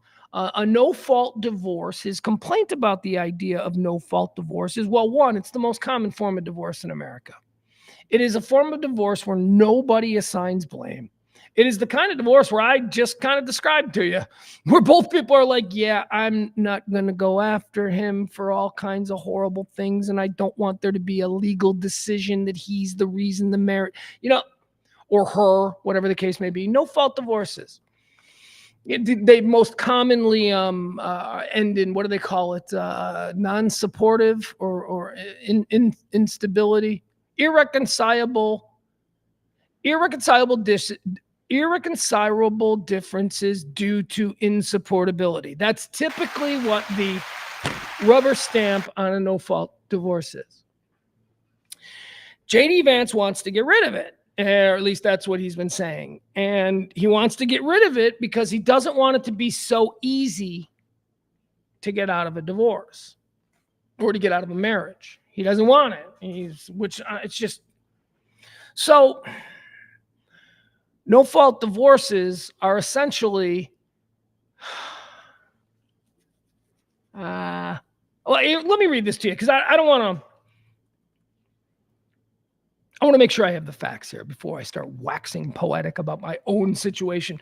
Repealing no-fault divorce has so far stalled across the U.S., but many are worrying that that will change as J.D. Vance is elected to the vice presidency.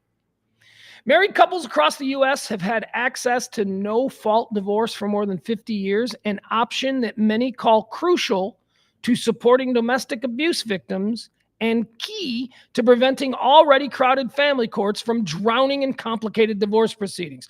That's the other thing about no-fault divorces. You know, a woman's getting the shit kicked out of her and she wants a quick divorce. She wants to get out. She doesn't want to go through all the rigmarole. You know, a no-fault divorce is kind of right there in her lane. Same thing, you know, a husband, you know, he's working his ass off every day, and his wife, you know, she's out there banging everybody in the neighborhood. He wants he wants to be able to get out of that. It works both ways. It isn't just for, you know, women who are in bad marriages. It's also for guys who marry absolute fucking C-words, and they're out there. So, I mean, look, and by the way, also, it should be mentioned, a no-fault divorce isn't like just drive through, please, and then we'll stay. No, it's still a divorce. You're going to need to get an attorney, and it's going to be a hearing, and, you know, it's still that. But the way some people are reasoning that it should be thrown away or gotten rid of is because they don't think that people ought to go, I hate you, let's get a divorce, and make a spot decision. People don't make a spot decision to get divorced. And you know what? If they did, fuck you for telling them that they can't. Mind your own damn business. People are married. If they want to end their marriage, they should be able to. They shouldn't be pressured by you, J.D. Vance, to stay in the marriage and try and make it work. He's a pedophile. Try and make it work for Jesus. He also beats me. Don't, you're giving up too soon. There was something between you two.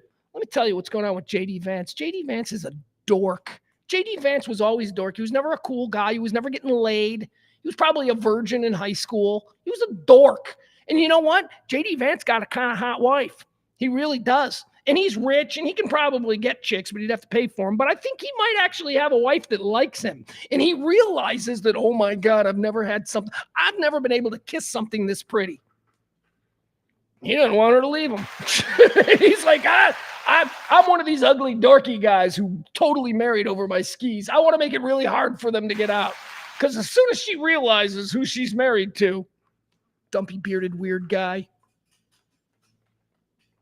Really? We're going after divorce? Although the good news is, and it was mentioned right there in the title here, this comes to us, by the way, from the AP, is that it's stalling out across the country. There is no, don't worry. I know I've been hyping you up a little bit, but we're having fun with this story. There is no chance in hell that this is going to be a victory for J.D. Vance. It's just another one of these weird, segmented things. Here's why. You know why? You know who else benefits from the no-fault divorce and all that? I don't know, your 60-year-old senator who just retired his seat and now he's out in the private sector. And you know what?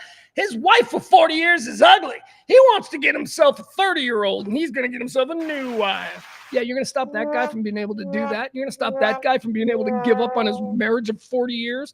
Kids are grown. She's an old bag. He hasn't had sex with her in 15. You think that guy's going to vote to support your, let's make divorce harder?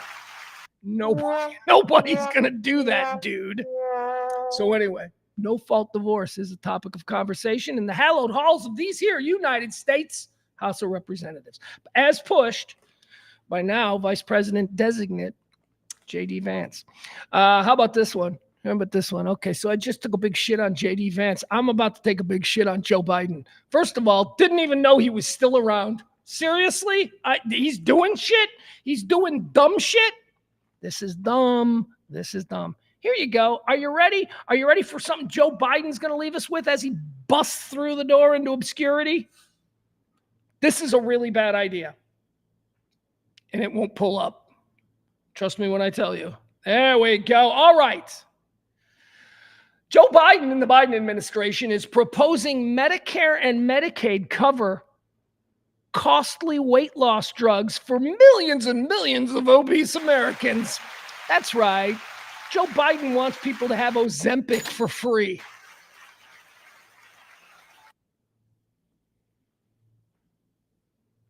He believes that he's got a 10-year plan, and he's doing this. He's doing it, by the way. This is like one of his out the door, I'm going to get it done. He's doing this. If you're on Medicare, if you're on welfare, you got the, whatever it is you got, you're getting, and thankfully, I'm glad that we have those safety nets for people in need. I'm glad that we do. But they don't need Ozempic, man. Come on, Ozempic, these fat, they can work out, they can change the way they eat, they can do all kinds of things. Ozempic, now. It's like breast implants for like white trash girls. It's like, well, she's got to be a stripper, so will the government pay for her breast implants? Are her implants tax deductible because they're a very legitimate business expense? No. Okay, so here's the problem with this. $38 billion of taxpayer money over the next 10 years so that obese people can get free Ozempic from the government. Ozempic, a drug that didn't even exist 2 years ago, is now going to cost us $38 billion over the next 10 years.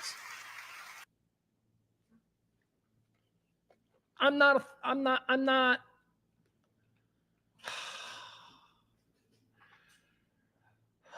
This is one of those things that Biden and the Biden wing of that party that is just in flames right now, the Democratic Party. This is the kind of blind spot they have. They don't realize what just happened to their party 2 weeks ago because of shit like this, because of giving $38 billion of taxpayer dollars to giant, unhealthy, obese people. Well, Pugs, it's a real problem in this country, people's health care. Yeah, I know it is. But guess what? We've made our choice. I remember about 10 years ago when Michelle Obama tried to get our fat little porker kids to eat better, and every fucking one of you made fun of her for it.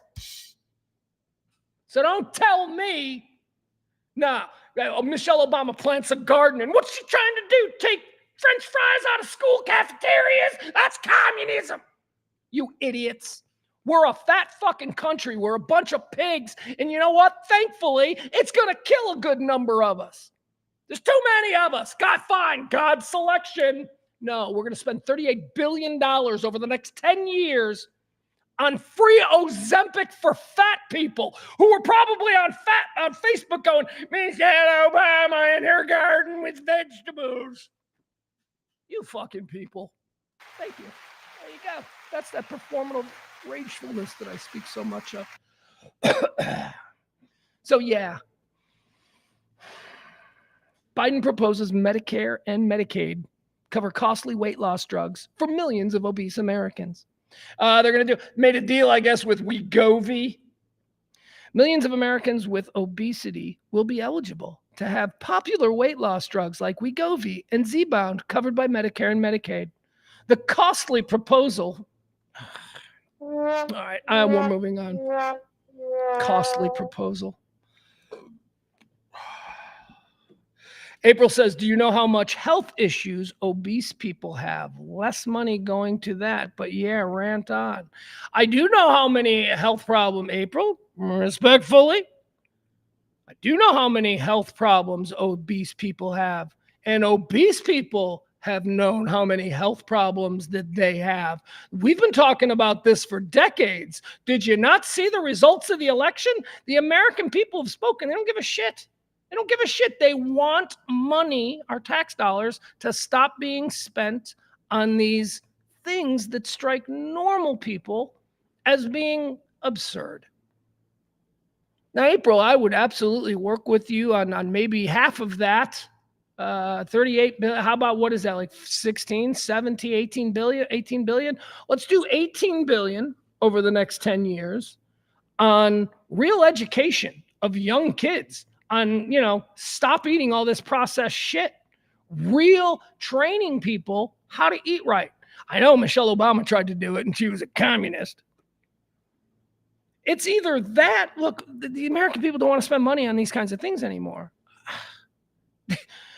And you might be right. It might actually be a smart thing. I probably shouldn't be as dismissive as I am. It might be a smart thing, but we're not in the business of doing smart things right now. And we're certainly not in the business of doing things that are dependent upon the long play. It's a long play.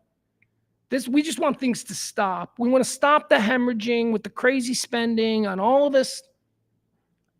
That's the argument. I get mad. Well, you know what? Barty says semi-glutide isn't prohibitively expensive. I don't know what that means. And I don't know what Barney does for a living, but I'm guessing he doesn't really either. You got that? I don't know what semi-glutide. What? Do you know how much health issues? Yes, I do. We got to that. Frank says, how much did the makers of Ozempic donate to the, was it Olympics? Oh, donate to the Kamala campaign. Well, Frank, do you know how that works with pharmaceutical companies? They spread it out evenly. It's not like one pharmaceutical company is like, we're going to back this one. It's not how it works. They split it out evenly. So, but okay. I think you were making a joke. I just don't know that I've ever been sideways with April before. And quite frankly, I don't know how I'm supposed to recover from this. All right, moving on. Here we go. I might get her again. I might get her again. April, that is. Walmart has made a very big announcement this morning. Walmart becomes latest and biggest company. Well, I think they would have to be the biggest company, considering aren't they the biggest company in the world? Walmart. Walmart is the latest and biggest company to roll back its DEI policies. So it was another big issue. I'm not just going to say it. This has been a big issue for years now, right? DEI, diversity, something that starts with an E and something that starts with an I. I don't know. I don't care. But it is one of these mindsets, the idea that there is there are unfair hiring practices, and that corporations at the CEO, at the C-suite level must begin to recognize the failings of the past as far as hiring a diverse workforce, and not only recognize it, but they must now make up for that through corporate policy to sort of try and even the scales once again. So, I mean, that sounds great, but isn't this yet again what I always say, the difference between the Republican right and the Democratic left, where the Democratic left, the liberal left, they seem to exist in a world that they want to have. Whereas the right, MAGA right, or I don't even know MAGA, just the right in general, they exist in the world that actually is. They're like, nah, this is the real world. And you know what? Ironically, though, when something really bad happens, isn't it the right who all do that? We're going to pray for this. And it's the left who's like, we need to actually do something. So, it goes both ways. Nobody is going to say, look, let me tell you a story. I worked at a very famous pizza restaurant in Chicago when I was in college. And I used to hang out there up in the front because the bar was right there in the front, and I used to deliver pizzas, and we'd wait for deliveries sitting at the bar watching TV. And the takeout counter was right next to us there at the bar, and we'd see people come in. The door would bing, bing, they'd come through the door, they'd sit it, and they'd say to George or Charlie or somebody who was behind the counter, they'd say, hey, I'm looking for work. Can I get an application? They'd be like, you sure can. And then they would give them the application, and maybe you can go sit in there and fill it out. And, the young black man or the young black girl would go in there, and she'd fill out the application. She'd spend a good time, 10, 15 minutes, making sure everything's right. She'd walk back in, hand it to George. Thank you so much, sir. And George would say, we'll be hearing from us. You have yourself a nice night. And she would walk out, and George would crinkle it into a ball and go, we don't hire darkies. And he would throw it in the trash. Saw it 5, 6 times. George was a Greek immigrant. And let me tell you something, there ain't nobody more racist than a Greek immigrant. That's been my experience. So that story I just told you is a very real thing, and it happened a lot. Happened too much. You can make an argument that sort of thing, that sort of singular one-on-one community action compounded can certainly stifle a community of people. And I don't think anybody denies that has happened. Here's where I question. And again, the whole DEI thing,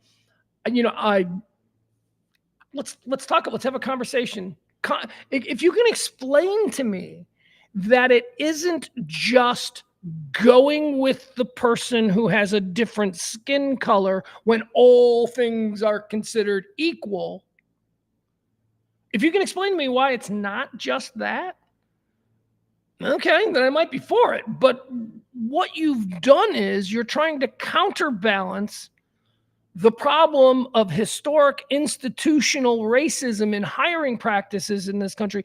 You're trying to fix that by doing a seesaw, by just doing it the other way. For what how long is this supposed to go on? For the next 50 years? You think 50, 100 years? Not 400. Come on, that can't be real. But my point is this, like, so I've got a son. Let's say I got a son, okay?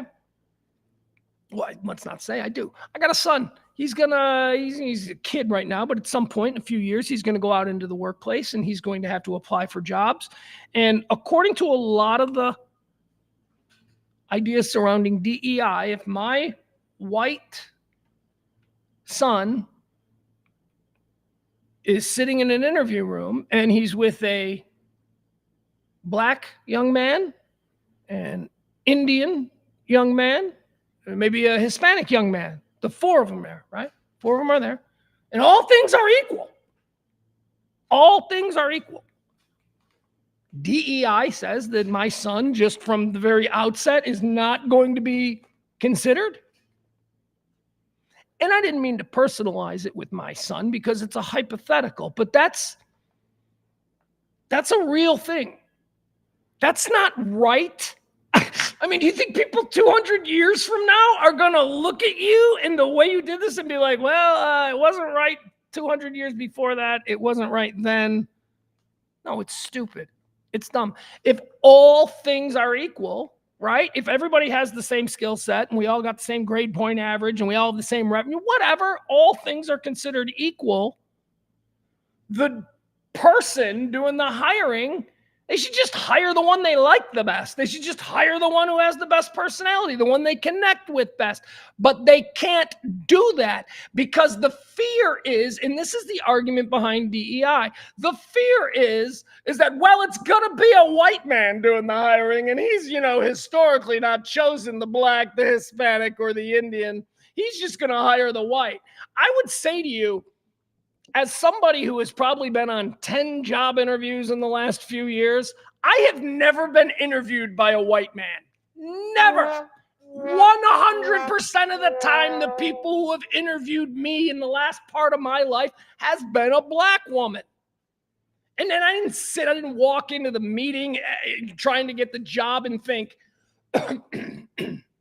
oh, this is going to be a whole racial thing. She's not qualified to hire me. No, I walked in and probably didn't give it any thought, but if I did, I'd have probably gone, I bet she's been here 20 years and matriculated her way, and now she's interviewing idiots like me. So the conceit behind DEI, that like, it's all white men doing the hiring, and therefore we need, no. Half the people doing the hiring are of color. So anyway, Walmart, because a lot of these companies that have adopted these practices, which I think are, I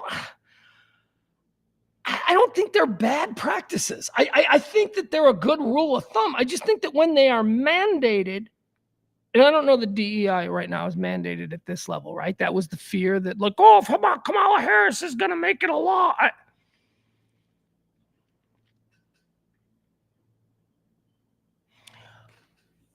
I recognize that there has been an unfairness for a lot of people in this country for a lot of years. But I can tell you, as a white man who is a member of Gen X, they've been trying to make up for it my entire life.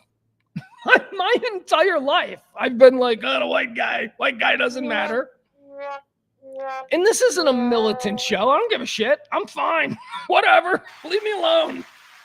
But let's not pretend like, this hasn't been a work in progress over the years, from the civil rights movement of the mid-1960s to incremental change, not happening fast enough, some say. maybe I shouldn't chime in on that. I'm a white guy. But, I mean, the world is a much better place. And these kinds of things that are being...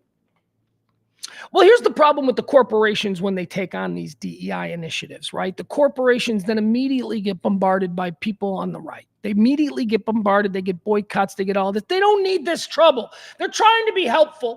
They're willing to be helpful, but then all this bullshit comes with it. And now, if they just go, all right, you know what? Fine. I don't want to put up with the bullshit. I want to be helpful, but not if it's going to cost me this. They're pulling back. A lot of companies are. A lot of companies are now with the shadow of the incoming Trump administration. They think that, okay, a lot of this nonsense stuff is going to be going away. And I don't mean to marginalize it by saying nonsense, because again, I am privileged. I'm a white guy. I know. Remember, I sat there and watched George. When I worked there, when I walked in to get that job, I did the same thing. I filled it out. I'm guessing when I walked out, he didn't and throw it out, because here I am working there. So yeah, I am privileged, right? See, I just gave you one example of how I know that Walmart, the world's largest retailer, is rolling back its diversity, equity, and inclusion policies, joining a growing list of major corporations that have done the same after coming under attack by conservative activists. The changes, confirmed by Walmart on Monday, are sweeping and include everything from not renewing a 5-year commitment for an equity... Whoa. So I mean, it's basically blackmail. I mean, it's basically, you're going to do it. Why did Walmart have to build? Why did Walmart have to build and fund and make a 5-year commitment to an equity racial center that was set up in 2020 after the police killing of George Floyd? Why did Walmart have to do that? Because, and I'm saying have to do it, because if they wanted to do it, if somebody at Walmart was so moved by what he saw and was like, you know what, we should be involved, and I think it's good branding for us in the community for, you know, the Walmart Healing Center or whatever this, the Center for Racial Equality, that might be a good thing. We're committed to this. We're going to take the loss happily. If that's the deal, then I applaud the Walmart, what are they calling it? Center for Equity and Racial whatever. If that was the motivation to do it, then good. But that doesn't seem like it's the motivation, because Walmart's like, you know, and another thing, we're not funding that stupid thing in Minneapolis that you people pressured us into funding. Good for them. Good for them. The nonsense has to stop. Okay? If Walmart doesn't want to help the community. Well, look, Walmart's going to have their own problems with these tariffs with the Chinese. So let's not talk about what Walmart should do now, because Walmart's going to be fighting that battle. All right, moving on. Walmart, they're rolling back their DEI stuff. Elon Musk is getting weird, man. Elon's getting weird. This freaking dork. Oh, God, he's so weird. You see what he did on Twitter last night? All right, so Elon Musk is on Twitter at like 2:30 in the morning Eastern time, and he's just tweeting weird shit. Like, let me read you the story here. Oh, God. Elon Musk says that he's a 3,000-year-old time-traveling alien. Let that sink in. Elon Musk says that he's a 3,000-year-old time-traveling alien who assumes multiple identities. He was joking. Of course he was. Or was he? Of course he was joking. Of course it's a joke. But here's the thing. This is why he's such a weirdo. All right, so you know what? I'm going to read it to you. I'm not going to even say that he's joking, because I'm saying that he's joking because, God, I need him to be joking. I can't have somebody with this level of influence in the coming administration. I mean, he's going to be running the country. I can't have that person going on Twitter drunk. I'm a 3,000-year-old alien, and now I'm in charge of America. We don't need this. So he's joking. So I got to believe he's joking. But here's the problem with Elon Musk. He's so fucking weird and broken. I mean, being the wealthiest man in the world, and it broke him. It changed him. They're like, "Oh, Pugs, you just hate him." No, people change, okay? I'm using the word broke. People change. People change and they become completely different people. And, sometimes people who knew them when go, yeah, that broke them. That happens a lot with sports athletes. Oh, it broke him. He's not the same person anymore. Elon Musk has been broken. He is a different, weird person now than he was 5 years ago. Elon Musk says he's a 3,000-year-old time-traveling alien who assumes identities. Elon Musk posted a bizarre tweet in the early hours of this morning in which he claimed to be a time-traveling vampire alien while also changing his bio to reflect his age. He took Ambien. It's got to be that. He took Ambien. He took Ambien and he rolled through it. I used to take Ambien. Ambien is an amazing drug. Oh, my God. I never got better sleep than when I was taking Ambien. But the problem is, just before you fall asleep, you are fucking flying. You are, first of all, one of the best highs that I've ever experienced. The Ambien high. You take an Ambien and all of a sudden, everything. And if you fight through the Ambien, because you take an Ambien, and in 20 minutes, you're going to be like, okay, it's time for me to lay down. And then you lay down. And you will get 8 hours of the deepest, most satisfying sleep that you've ever wanted. But if you fight through it, like if you don't lay down, and if you just try and stay awake, you will come out the other side. There is another side to it. The drowsy only really lasts about a half hour. If you fight through that, man, you will be fucked up. You will be like, oh, this is good. You see things, you think you have no governor. Don't go out. Do not go out. Do not take Ambien in the middle of the night and then go, I'm going to walk around my neighborhood. Don't do that. You'll end up in a treehouse. You will. And it'll seem like a good idea when you're doing it. You'll be like, I've always admired my neighbors having a treehouse in their backyard. I wonder what it looks like. It's 3:00 in the morning. I'm going to go take a look. And you will. You will climb into your neighbor's treehouse because you're on fucking Ambien. What it makes you do. It's so great. It's so great.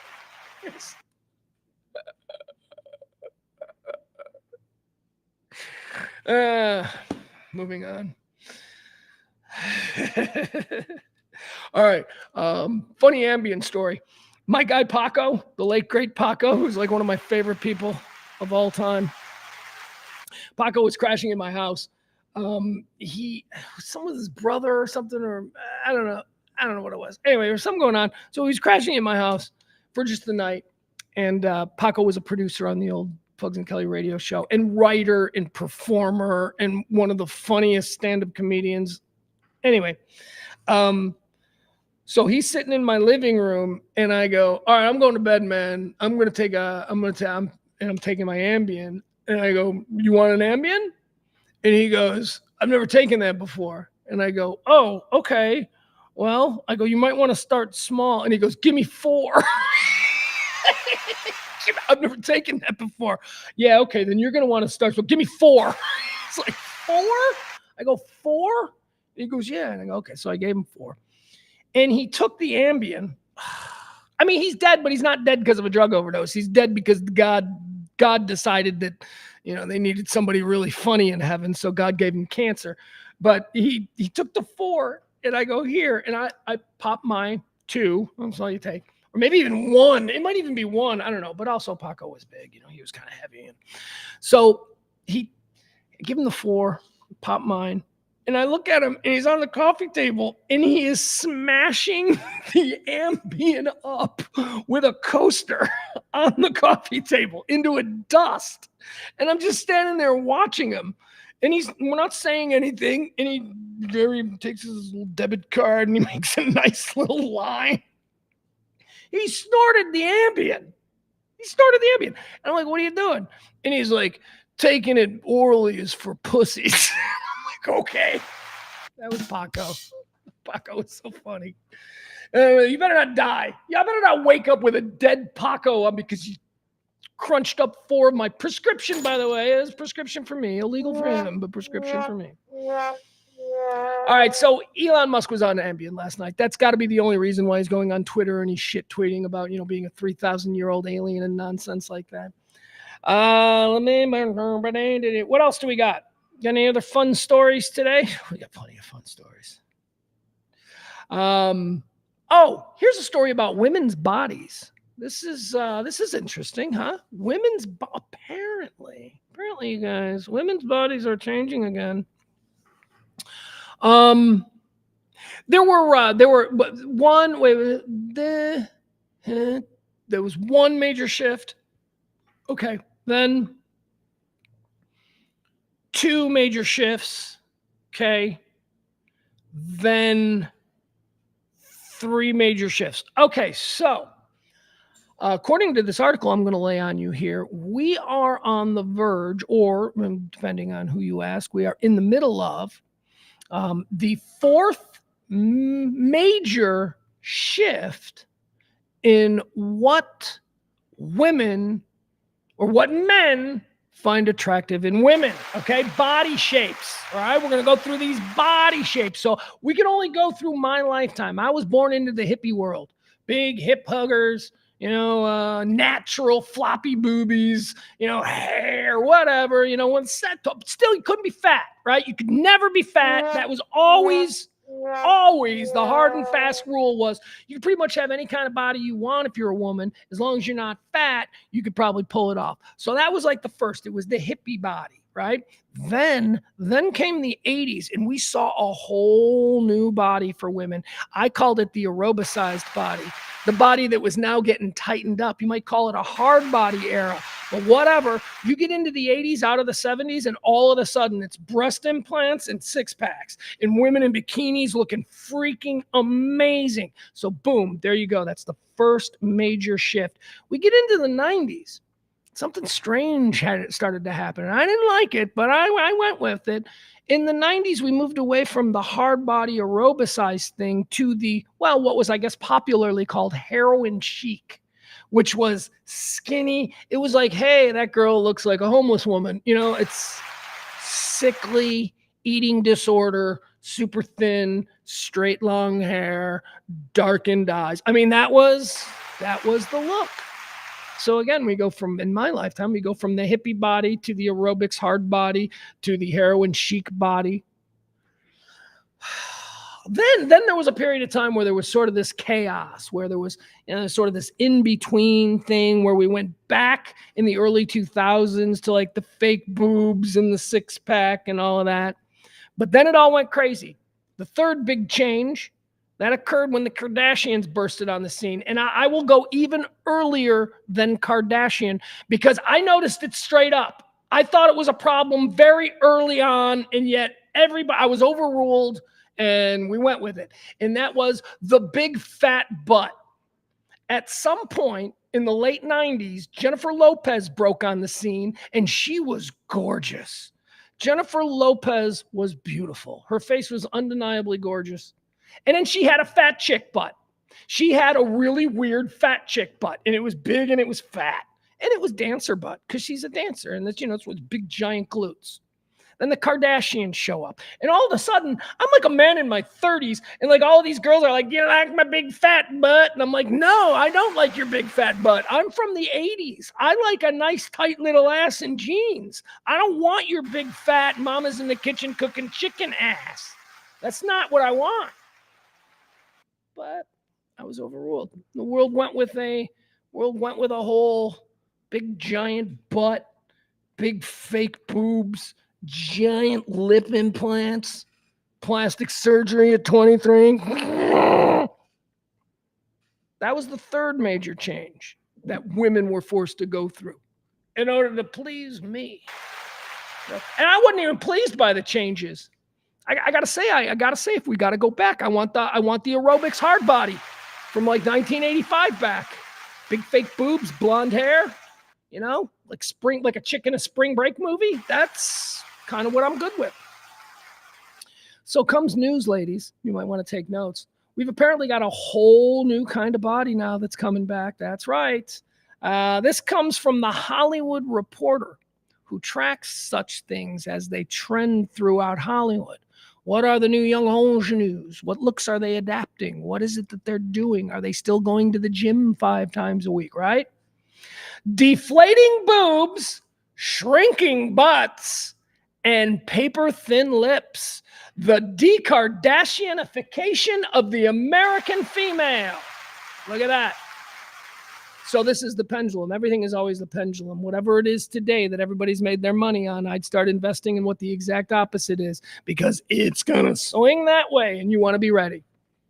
The big fat boat, the big fat lip, the big fat boobs, all of that stuff, apparently, according to plastic surgeons, as being reported by the Hollywood Reporter, that is not what women want. That is not what women are doing now. We got a whole new thing.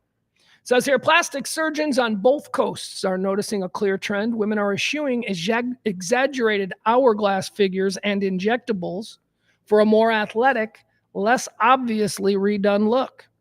It wasn't so long ago, just last year, in fact, that social media was awash with would-be Kardashians' super straight, shiny hair, bee-stung lips, covering blinding white teeth, doe eyes streaked with mascara, and a wasp waist dividing an ample butt and prominent breasts. That big, you know how I feel about my best friend Kim. Kim's a classy broad. She can do whatever she wants, and she can pull it off because she is the most beautiful woman that I've ever looked at. She is sat right across from me, and I went, okay, big butt and all that stuff. You are the most beautiful woman I've ever laid eyes on. Then she explained the difference between red and green salsa, and we've been close friends ever since. Moving on. The image, the Kardashian image, is fading fast. Even the Kardashians themselves are deflating, with butts apparently reduced and fillers seemingly dissolved. But as always in plastic surgery, it's all about the details, and those vary from industry to industry. The Hollywood Reporter asked surgeons on both coasts to reveal what their clients are asking for these days. Then some of them more blah, blah, blah, blah. Okay, all right, so whatever. So it's like these are plastic surgeons, anonymity, not giving names, but talking about what their elite clientele of housewives and actresses and stars are asking for. Here's what they want. They want less conspicuous, okay? Lifts and even breast reductions are on the rise. Breast lifts. Okay, that's fine. Breast lifts are fine. Breast reductions, yeah, I mean, whatever. There was a girl I worked with in Chicago radio, and she had big giant boobs, and it was the 90s, so we were allowed to talk to her about her boobs, and we did. We talked to her all the time. How are the twins? You know, we say stuff like that because it was the 90s, and we were allowed to, and she was cool. And she had breast reduction surgery on her big giant boobs. And by the way, she's a pretty girl too. And she had breast reduction surgery on her big boobs. So we on the morning show, live on the air, we held a funeral for her boobs. Because it was the 90s. And, you know, apparently nobody saw a problem with us overtly sexualizing a 20-year-old intern on the air. But like I said, it was the 90s. And I was like 22, so it didn't matter. It was fine. In LA, what is something else? LA is going to LA. Some things don't change. Los Angeles, women in Los Angeles are still wanting bigger boobs. So as opposed to the East Coast, breast implants are still a thing in Hollywood, but not on the East Coast. Safer stuff. They're eschewing, nice word, by the way, typical implants for safer, FDA, and less obvious ones. No. Oh, but here's all right, look, I don't need it. I know what I wanted to say about it. So here's basically the look that women are wanting now, right? We went through the different looks, the hippie look, the hard body look, the heroin chic look, the big butt Kardashian look. The new look that women are going for, according to these plastic surgeons, is they want a natural athlete look. And what that means is they're still getting breast implants, because I'm sure the plastic surgeons are suggesting, well, you know, it's not that we don't need breast implants. I just don't think you need the big ones. We could still do something. It's an athletic, tight sort of yoga body is what they are trying to create. They're trying to create smaller breasts that are perfect and pert, and, you know, not completely like devoid of all body fat, but more of a yoga, not a big fat butt, a nice in shape butt, but still one. Anyway, that's what they're doing. That's what they're saying, ladies. So get after it. Get going. I don't know. How much fun. Let's see here. What else do we got?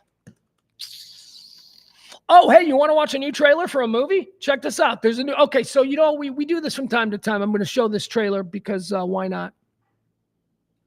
We try to track these. I think we did something with Mickey Mouse or something. Bambi. I don't know. What was the other one? Winnie the Pooh. That was it. Winnie the Pooh. We did it with Winnie the Pooh.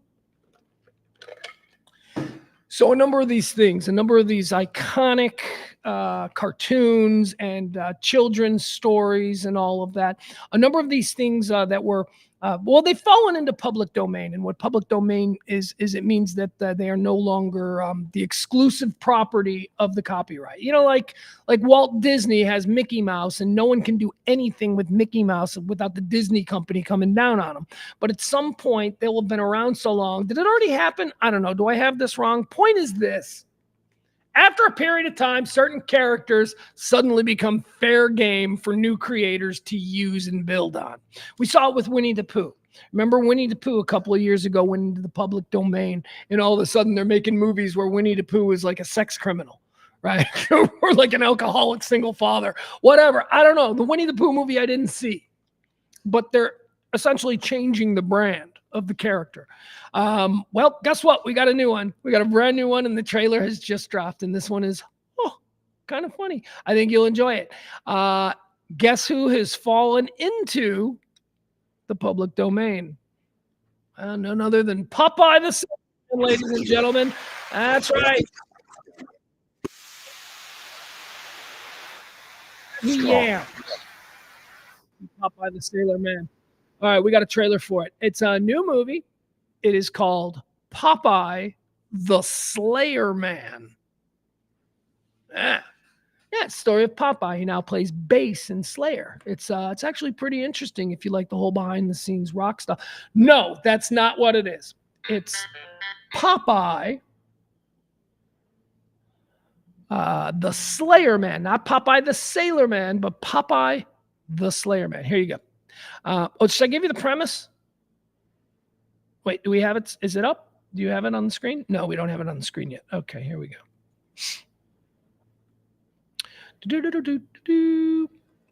Okay, here's the premise. I love the premise. The premise is cool. A group of college kids who are making a documentary about the legend of the, there's like this, like Candyman, like you got these rumors, Bloody Mary, like there's this monster that supposedly haunts this area, right? That kind of thing. So it's a group of college kids who are making a documentary on the story of the Sailor Man. Now, apparently the Sailor Man is a ghost that haunts an old spinach factory. I know, that's pretty funny. And it's basically like Blair Witch. They go in, they spend the night in this old spinach factory to see if the legend of the Sailor Man is true. Does the Sailor Man come and chase everybody out of the spinach factory? Well, let's see. Here it is. It is the first trailer for the new movie, Popeye the Slayer Man.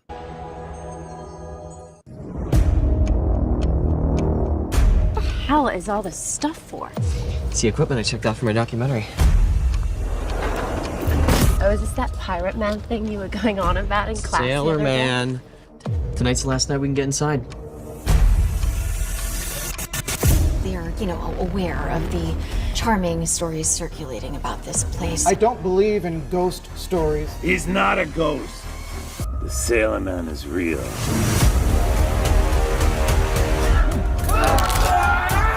He doesn't take kindly to visitors stopping at his doorstep.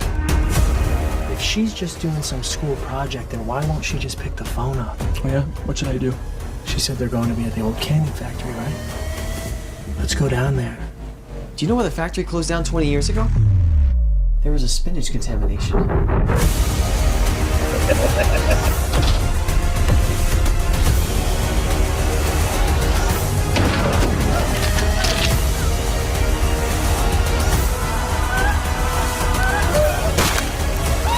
Yeah, he uses them big Popeye arms to crush people's heads. Very nice touch. monster. I am what I am.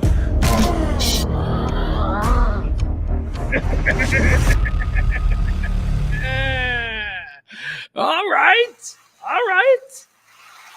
That's fun. I like that stuff. That is fun. Not a chance in hell I'll see it, but I saw the trailer. I know it exists. That's pretty much all that needs to do as far as impacting my life. I know, April. April's like, what the F?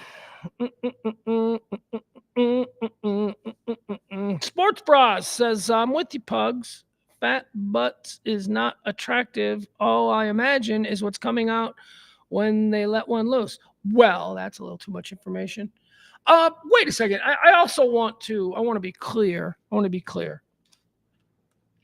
I say I don't like fat butt, that's not like, look, I like normal people, right? Like normal people are shaped all different ways. So what is and what isn't a fat butt is, whatever. I don't know. I surprisingly enough do not have a fat butt. I have a flat butt. I have like no butt, and I'm a fat guy, and I should have a fat butt, but I do not. I have a flat butt. More butt talk. I'm waxing poetic now about butts. So, but here's what I don't like. This if you have an enormously fat butt. God, all right. You know what? I don't even want to say. I'm talking about when you see a woman who is obviously 80 pounds overweight wearing yoga pants, all right? Or spandex. I understand body positive and all of that. And I'm not like offended by, it's grotesque. The human body. No, the human body is not grotesque. If you're a big fat person and you want to walk around in like a tight sports bra and some, yoga pants at Walmart on a Tuesday, that's a choice you're making. I'm not judging you because I have any kind of aversion. Here's my problem. Do you not have mirrors, and do you not understand that within even the most liberal understanding of what is and isn't appropriate in a Walmart at 3 o'clock, are you wearing those clothes? Okay, you're 300 pounds and you're wearing yoga pants. And that is just, I'm seeing everything, man. I'm seeing your little camel toe. I'm seeing what the hell, man? No, it is true that I am more likely to have a problem with that woman than like some, some hot little 19-year-old gymnast who shows up wearing yoga pants. All right.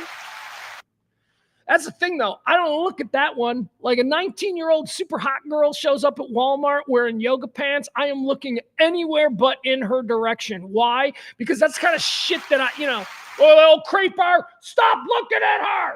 However, if you're like a 35-year-old mother of 6 and you're in Walmart wearing,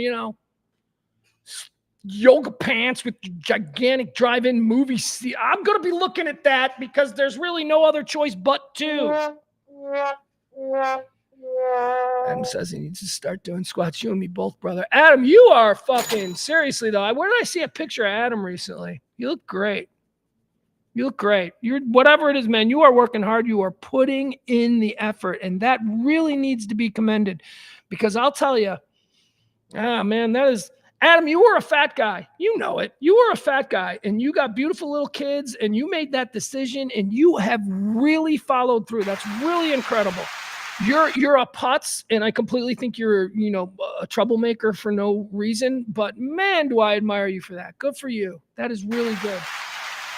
See, that's how I like to do. I like to giveth and taketh away. But the bulk of that was pretty sincere. I do mean all that. Let's see here. What else do we got? Okay, so we got Papa the Slave Man. 304, huh? Hold on, I gotta check my messages. I got a meeting coming in here. Whoa, got a new one. All right. Whoosh. Mr. Popular. Look at me. What the hell, Parker? Isn't James Parker on the air right now? Seen a commercial maybe? 304, probably just coming out of a commercial. That's what I would think. All right. James Parker, when I jump off here, James Parker, get your asses, check him out. Okay. BAP 93.3. I love James. That station sucks balls, but I love James.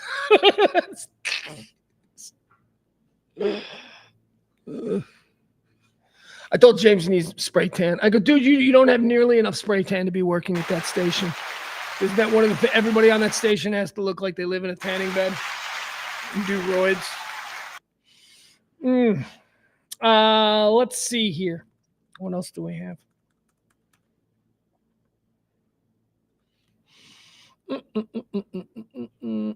Okay, here's a fun one. How fat are we going to get at Thanksgiving, right? Let's do this one. So Thanksgiving, this is 1 in 4 of us are still carrying the weight that we gained from last Thanksgiving. See that? See how that compounds?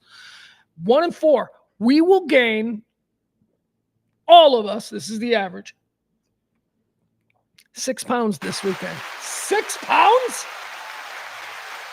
Isn't that a lot? Doesn't that sound like that's some bullshit? How 6?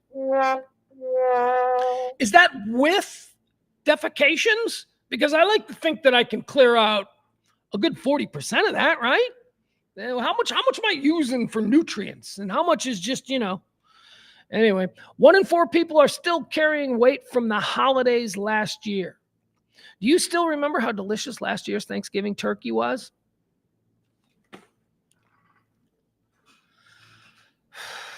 Can we talk about this? How did Big Turkey get their grips into us here? Turkey is such a difficult thing to make, and it's such an old-timey thing to make. It's like we still there are families out there, like this is like the only big thing they make all year. Everything else mom makes is like, frozen or, maybe a couple of things. This is like, and it's not that good, right? Like turkey's not as good as I think we like, oh, it smells good, Grandma. And then you get it and you're like, it's kind of just dry meat. I don't know, maybe it was my grandma. Maybe my grandma just couldn't cook turkey. I'm going to tell you the truth. I don't think my grandma could cook turkey because I grew up with my grandma's turkey and I loved my grandma's turkey and because it was the only turkey I ever had. I mean, it wasn't like people were lining up to make me turkey. She was the only one. So I ate it and I liked it. And I was like, oh, this is good turkey. Then I got out in the real world and I started having Thanksgiving at other people's houses and I started eating their turkeys. And quite frankly, my grandma's turkey, the turkey I had growing up, is probably the worst turkey of all of them. It's always dry, like really dry. And look, I love my grandma, but I think it might have something to do with the fact that she probably gunned down about 5 martinis before she even put it in the oven. So maybe that has something to do with the dry turkey. I don't know. I don't know that she had her game face on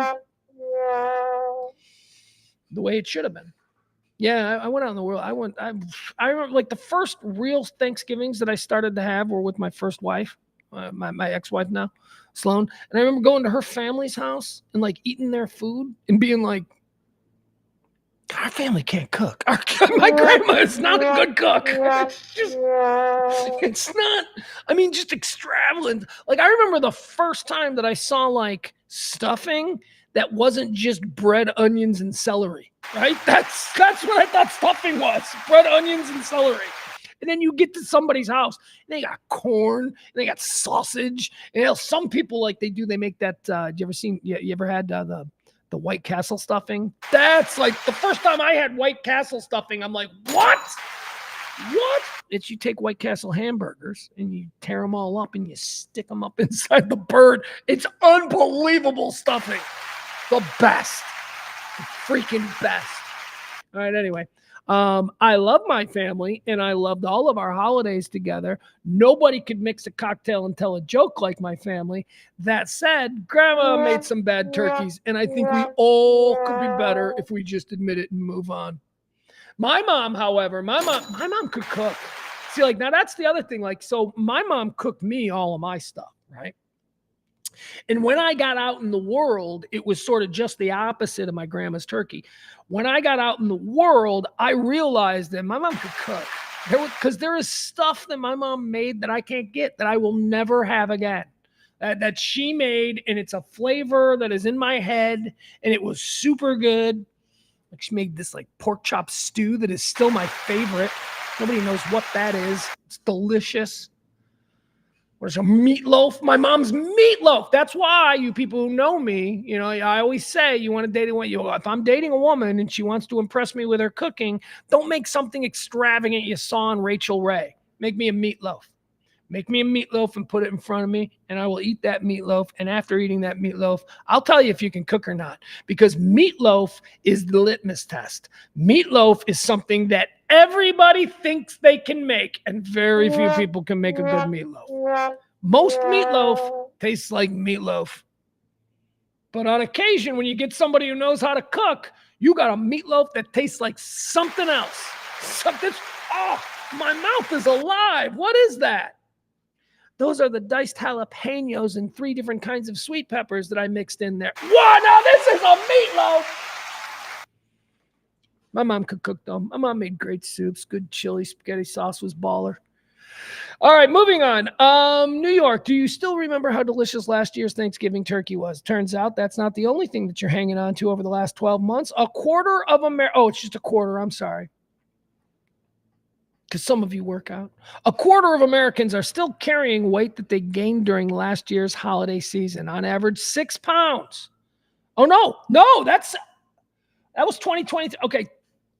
The survey of 2,000 Americans revealed that 24% are still carrying the weight they gained at the end of 2023. On average, that's almost 10 pounds. They're also expecting to gain even more weight as we approach the end. Well, of course, this is like fat people time of year. This is where, you just go for it. I call it fat people time of year as a fat person, because this is the time of year where it's the one like 4-week stretch of the year. 4 or 5 weeks, maybe. When does it start? I mean, if you're really committed to being fat, you might start after Halloween. But it's like the first stretch of the year where you don't even have to pretend you're on a diet. You don't. It's the holidays. You're just like, I'm on, it's the holiday. You're a fat guy. Fat people go through the world, and I'm one. You go through the world constantly like, do you want another piece of pie? You're like, no, I'm on a diet. You got to pretend that shit when you're fat because, some of us have shame, and we just want to, not this time of year. Fat people can eat. Oh, I'm going in for another plate. You can be the jolly fat guy.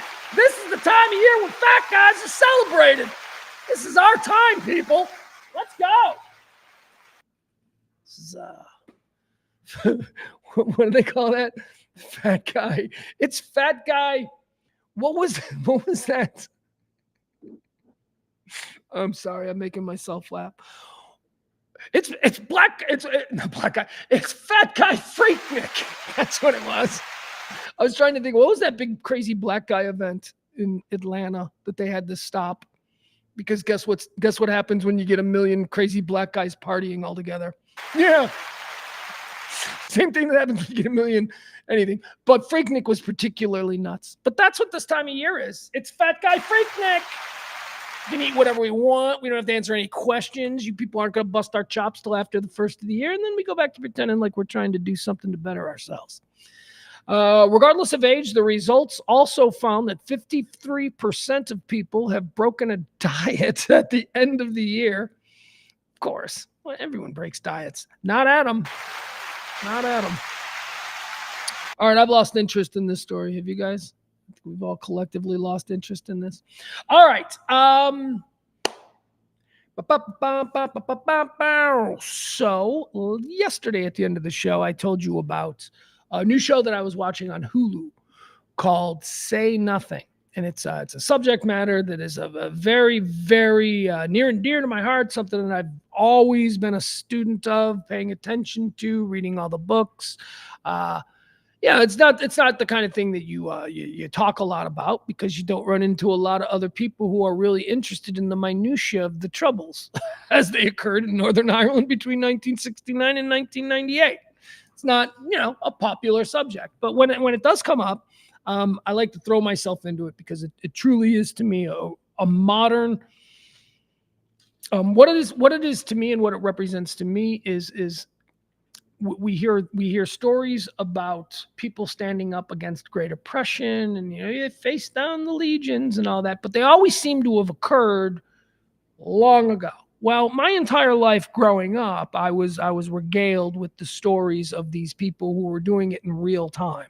The Irish Catholics in Belfast, the Irish Catholics in Derry, the Irish Catholics in Northern Ireland, who were fighting an ongoing war against the British occupiers. And they were fighting it against, an incredibly well-heeled, if you will, military operation.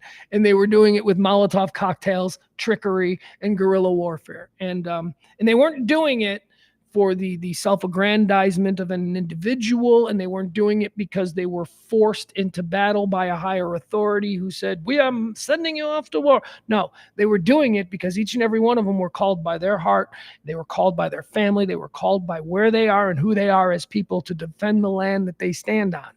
That's what it was.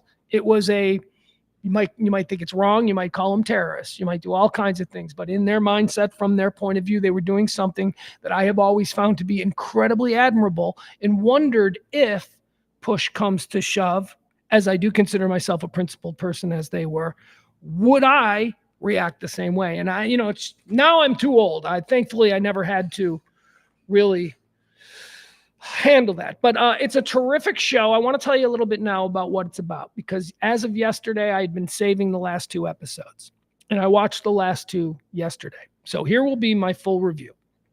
April, you can help me out with it, okay? Because April says she just finished it as well.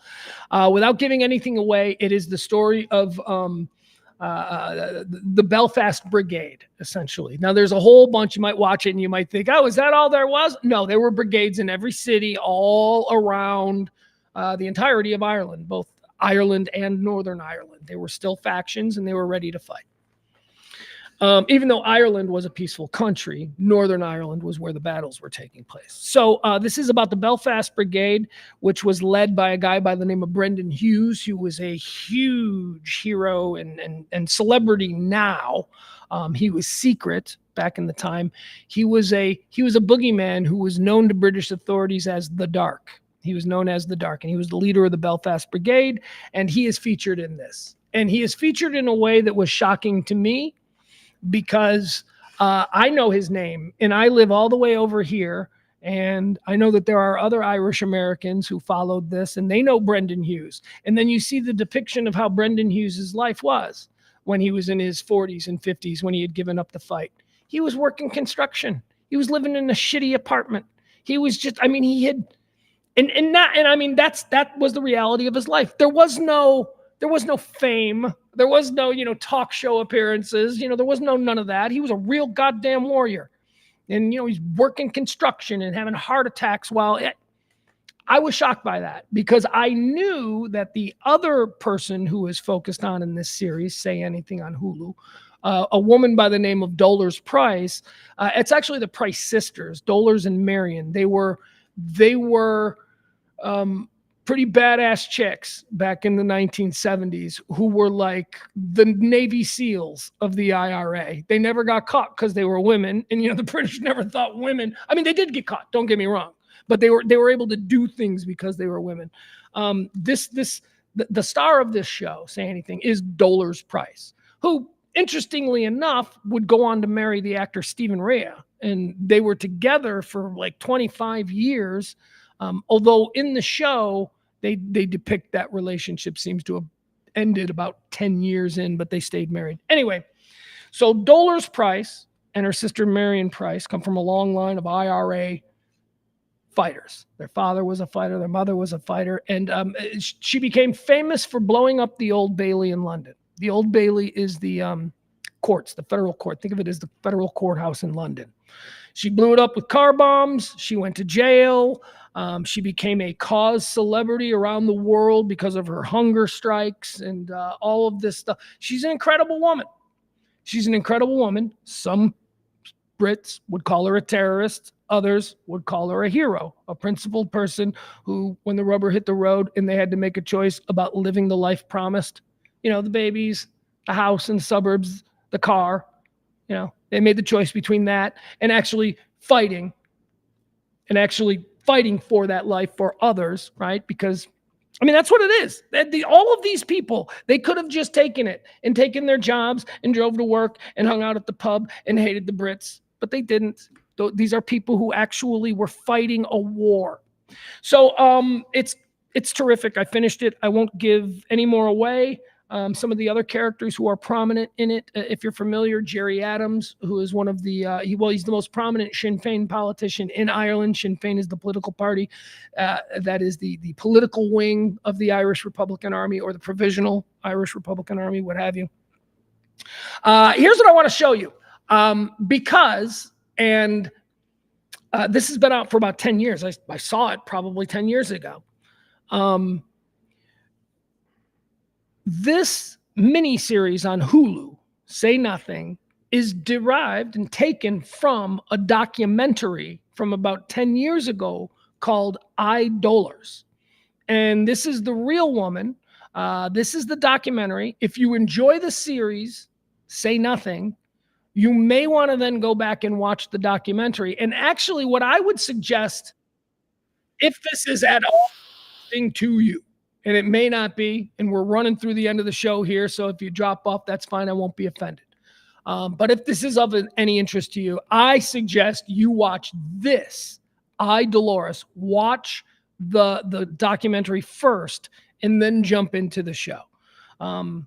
Because you'll see how incredibly accurate the show is.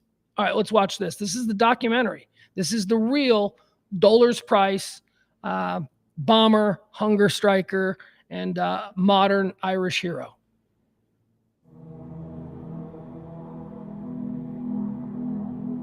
I, Dolores Price, promise that I will promote the objects of the Irish Republican Army to the best of my knowledge and ability.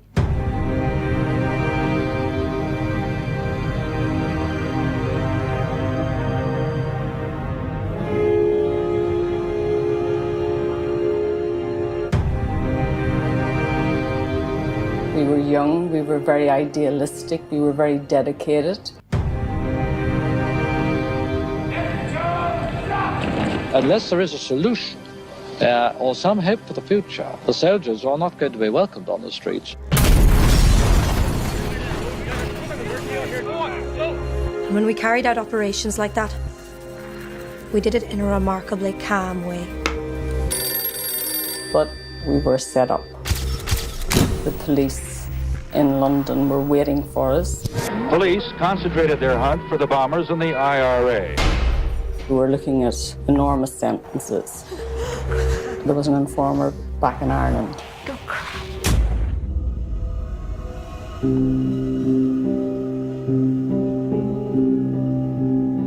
I certainly advocated that informers should be thrown out, their bodies should be thrown out on the street to put the fear of God and the Republican movement into anybody who would choose that form of life.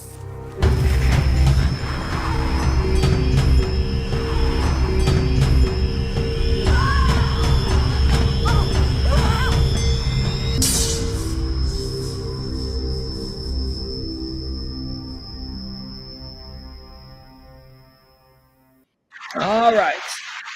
So I would suggest you watch that first and then watch the dramatization, Dolores Price. Now, something else that needs to be mentioned, because it also tells the story of another very dark and tragic thing that happened while this was all going on. And that is the story in Northern Ireland of a group of people who are known as the Disappeared. The Disappeared were, I believe, 18 people who just completely vanished from their homes, from the street, just like they were abducted by aliens, completely vanished, never found the bodies, never found anything. All 18 of these people were Irish Catholics. All 18 of these people were believed to have been disappeared by the Irish Republican Army, which is made up of Irish Catholics. So the question is, why was the Irish Republican Army, who was fighting for Irish Catholics, disappearing people from their own community? Well, it's because the Irish Republican Army will tell you that these people who were disappeared were informants. They were traitors or touts, as you're called in Ireland. A tout is somebody who lives amongst the IRA and is willing to work with the British authorities to point out the members in their communities. Those people, 18 of them, disappeared. Now, one of the most famous is a woman, a mother named Jean McConville. Jean McConville, there's been movies made about Jean McConville. Jean McConville was a mother of 10. She was abducted from the Divis Flats, which is a big apartment complex in the middle of Derry, which is where the IRA, basically everybody who lives in these thousands of units of apartments, everybody who lives in there supports the IRA. So if the IRA got in trouble on the street, all they had to do was run to the Divis apartments and they could be absorbed into it and they'd disappear and people would cover for them and they wouldn't open the door for police, that kind of thing. Think New Jack City, right? Like, remember the apartment block on New Jack City? That's kind of the same thing. So Jean McConville lived there in the Divis building, or Divis estate. And there have been a lot of stories about Jean McConnell and what it is believed that she participated in so much as being an informant. But the television show Say Nothing focuses on her daughter, Helen McConville. Helen McConville has been waging a campaign to find the disappeared bodies, and they found her mother's body. But Helen McConville, the daughter, is a great influence on the miniseries Say Nothing. So the way they present the disappearance of Jean McConville and the heartbroken daughter fighting to find her mother, and the idea that she wasn't an informant and that she was just murdered, I push back on. I that is not what I believe. I believe that Jean McConville was in fact an informant, and she made extra money, and she had 10 kids, and she was a single mom, and yeah, they disappeared you if you sold out the cause.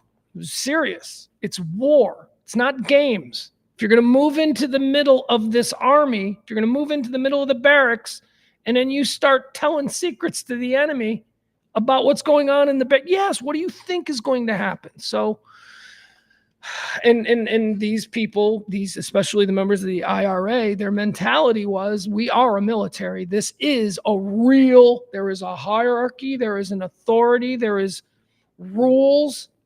And treason, you were convicted of treason. Anyway, I don't know if it's something you might want to get into over the Thanksgiving holiday, man, but if you ever want to watch a really deep, interesting historical show, I highly recommend Say Anything Say Anything. No, I also recommend Say Anything, though. Say Nothing, the story of the Troubles. And it takes place it starts in the 60s and then the 70s and the 80s and then into the 90s. And there are multiple actors playing the characters. There's one actress who plays Dolar's Price at 19 through 25, and then another woman plays her. So, they keep it up, but you get to see the full 30-year war and how these people went from throwing Molotov cocktails to being brutalized and tortured in a British prison. It's pretty crazy stuff. All right. Hope you're all well. I'm going to be done. You done? I feel done. We did a good show, right? When did we start? What time? 1, 2, 3, 2.5 hours today? I love you guys. Once again, I want to thank our good friend, the lovely Kimberly. She is today's executive producer. Kimberly, if you want to be tomorrow's executive producer, all you got to do is be the big tipper of the show. The show runs on your tips, your gratuities, your thank yous if you support this kind of talk radio. Non-political, just people chewing it up, chopping it up, chewing it up, spitting it out every day at noon right here from the Kelly Moore Memorial Studios in the beautiful E Gallery in Dallas's Design District. I am Pugs Moran. We'll see you back here tomorrow at noon. Love you guys. Bye.